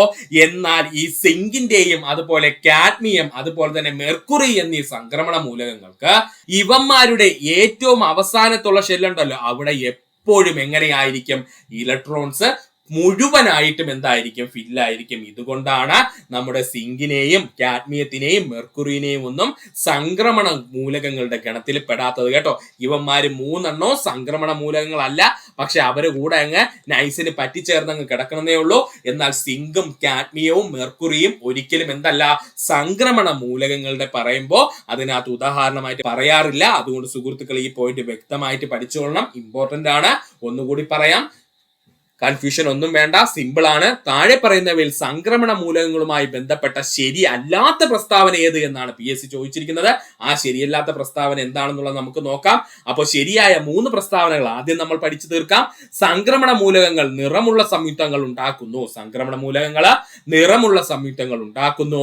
പീരിയോഡിക് ടേബിളിൽ 3 മുതൽ 12 വരെയുള്ള ഗ്രൂപ്പുകളിൽ ഉൾപ്പെടുന്ന മൂലകങ്ങളാണ് സംക്രമണ മൂലകങ്ങൾ. പീരിയോഡിക് ടേബിളിൽ 3 മുതൽ 12 വരെയുള്ള ഗ്രൂപ്പുകളിൽ ഉൾപ്പെടുന്ന മൂലകങ്ങളാണ് സംക്രമണ മൂലകങ്ങൾ എന്നറിയപ്പെടുന്നത്. സംക്രമണ മൂലകങ്ങള് ലോഹങ്ങളാണ്. സംക്രമണ മൂലകങ്ങള് ലോഹങ്ങളാണ്. ഇത് 3 ശരിയായ പ്രസ്താവനയാണ്. തെറ്റായ പ്രസ്താവന എന്തായിരുന്നു? ഈ സംക്രമണ മൂലകങ്ങളുടെ ഉദാഹരണമായി തന്നിരുന്ന സിങ്ക്, കാഡ്മിയം, മെർക്കുറി അല്ലെങ്കിൽ രസം എന്ന് പറയുന്ന മൂലകങ്ങള് സത്യത്തിൽ പറഞ്ഞു കഴിഞ്ഞാൽ അത് സംക്രമണ മൂലകങ്ങളല്ല. അതിന് കാരണം എന്തെന്ന് ചോദിച്ചാല് സംക്രമണ മൂലകങ്ങൾക്ക് ഒരു പ്രത്യേകതയുണ്ട്. അവന്മാരുടെ ഔട്ടർ മോസ്റ്റ് ഷെല്ലിലെ ഏറ്റവും പുറമേയുള്ള ഷെല്ലില് എപ്പോഴും പകുതി ഇലക്ട്രോണുകൾ മാത്രമേ കാണാവൂ. എന്നാൽ ഈ സിങ്ക്, കാഡ്മിയം അതുപോലെ മെർക്കുറി തുടങ്ങിയ മൂലകങ്ങൾക്ക് ഒരു വൃത്തികെട്ട സ്വഭാവമുണ്ട്. അവന്മാരെപ്പോഴും അവന്മാരുടെ ഔട്ടർ മോസ്റ്റ് ഷെല്ല്, ഏറ്റവും പുറമേയുള്ള ഷെല്ലില് ഇലക്ട്രോണുകൾ പൂർണ്ണമായിട്ടും നിറച്ചു വെച്ചായിരിക്കും കാണപ്പെടുന്നത്. അതുകൊണ്ട് സംക്രമണ മൂലകങ്ങളുടെ ഉദാഹരണം പറയുമ്പോൾ സിങ്ക്, കാഡ്മിയം, മെർക്കുറി എന്നിവ പറയാറില്ല. ഇവിടെ വെച്ചങ്ങ് പഠിക്കുക, ഇമ്പോർട്ടന്റ് ആണ്. അപ്പോൾ സംക്രമണ മൂലകങ്ങൾക്ക് ഉദാഹരണം ചോദിച്ചു കഴിഞ്ഞാൽ പിന്നെ ആരൊക്കെയുണ്ട്? ടങ്സ്റ്റൻ പറയാം, പ്ലാറ്റിനം പറയാം, സിൽവർ പറയാം, ഗോൾഡ് പറയാം. ഇതെല്ലാം സംക്രമണ മൂലകങ്ങൾക്ക് ഉദാഹരണമാണ്. പഠിക്കുക. ഇത്രയുമായിരുന്നു നമ്മുടെ 2021-24 കാലഘട്ടങ്ങളിൽ നടന്ന LGS ലെവൽ പരീക്ഷകൾ അവരുടെ ഉത്തരങ്ങളുടെ പാർട്ട് 1 എന്ന് പറയുന്ന സുഹൃത്തുക്കളെ. പാർട്ട് 2 ഉടൻ തന്നെ അപ്ലോഡ് ചെയ്യുന്നതാണ്. സുഹൃത്തുക്കൾ വെയിറ്റ് ചെയ്യുക, ഉടൻ തന്നെ നമ്മുടെ ചാനലിൽ അത് വരുന്നതാണ്. ഇത്ര നേരം ഈ വീഡിയോ സുഹൃത്തുക്കളെ എല്ലാവർക്കും നന്ദി, നമസ്കാരം. നിങ്ങൾക്ക് ഈ വീഡിയോ ഇഷ്ടമായെങ്കിൽ നിങ്ങളുടെ സുഹൃത്തുക്കൾ കൂടി ഒന്ന് ഷെയർ ചെയ്ത് കൊടുക്കുക. അതിനോടൊപ്പം തന്നെ നമ്മുടെ ചാനൽ സബ്സ്ക്രൈബ് ചെയ്ത് സഹായിക്കുക. സബ്സ്ക്രൈബ് ബട്ടണോട് ചേർന്നുള്ള ബെൽ ബട്ടൺ നിർത്തി കഴിഞ്ഞാൽ നമ്മൾ അപ്ലോഡ് ചെയ്യുന്ന വീഡിയോകളെ സുഹൃത്തുക്കളെ നിങ്ങളിൽ എത്തുന്നതാണ്. സുഹൃത്തുക്കളെ എല്ലാവർക്കും നന്ദി, നമസ്കാരം. നല്ലൊരു ദിവസം നേരുന്നു.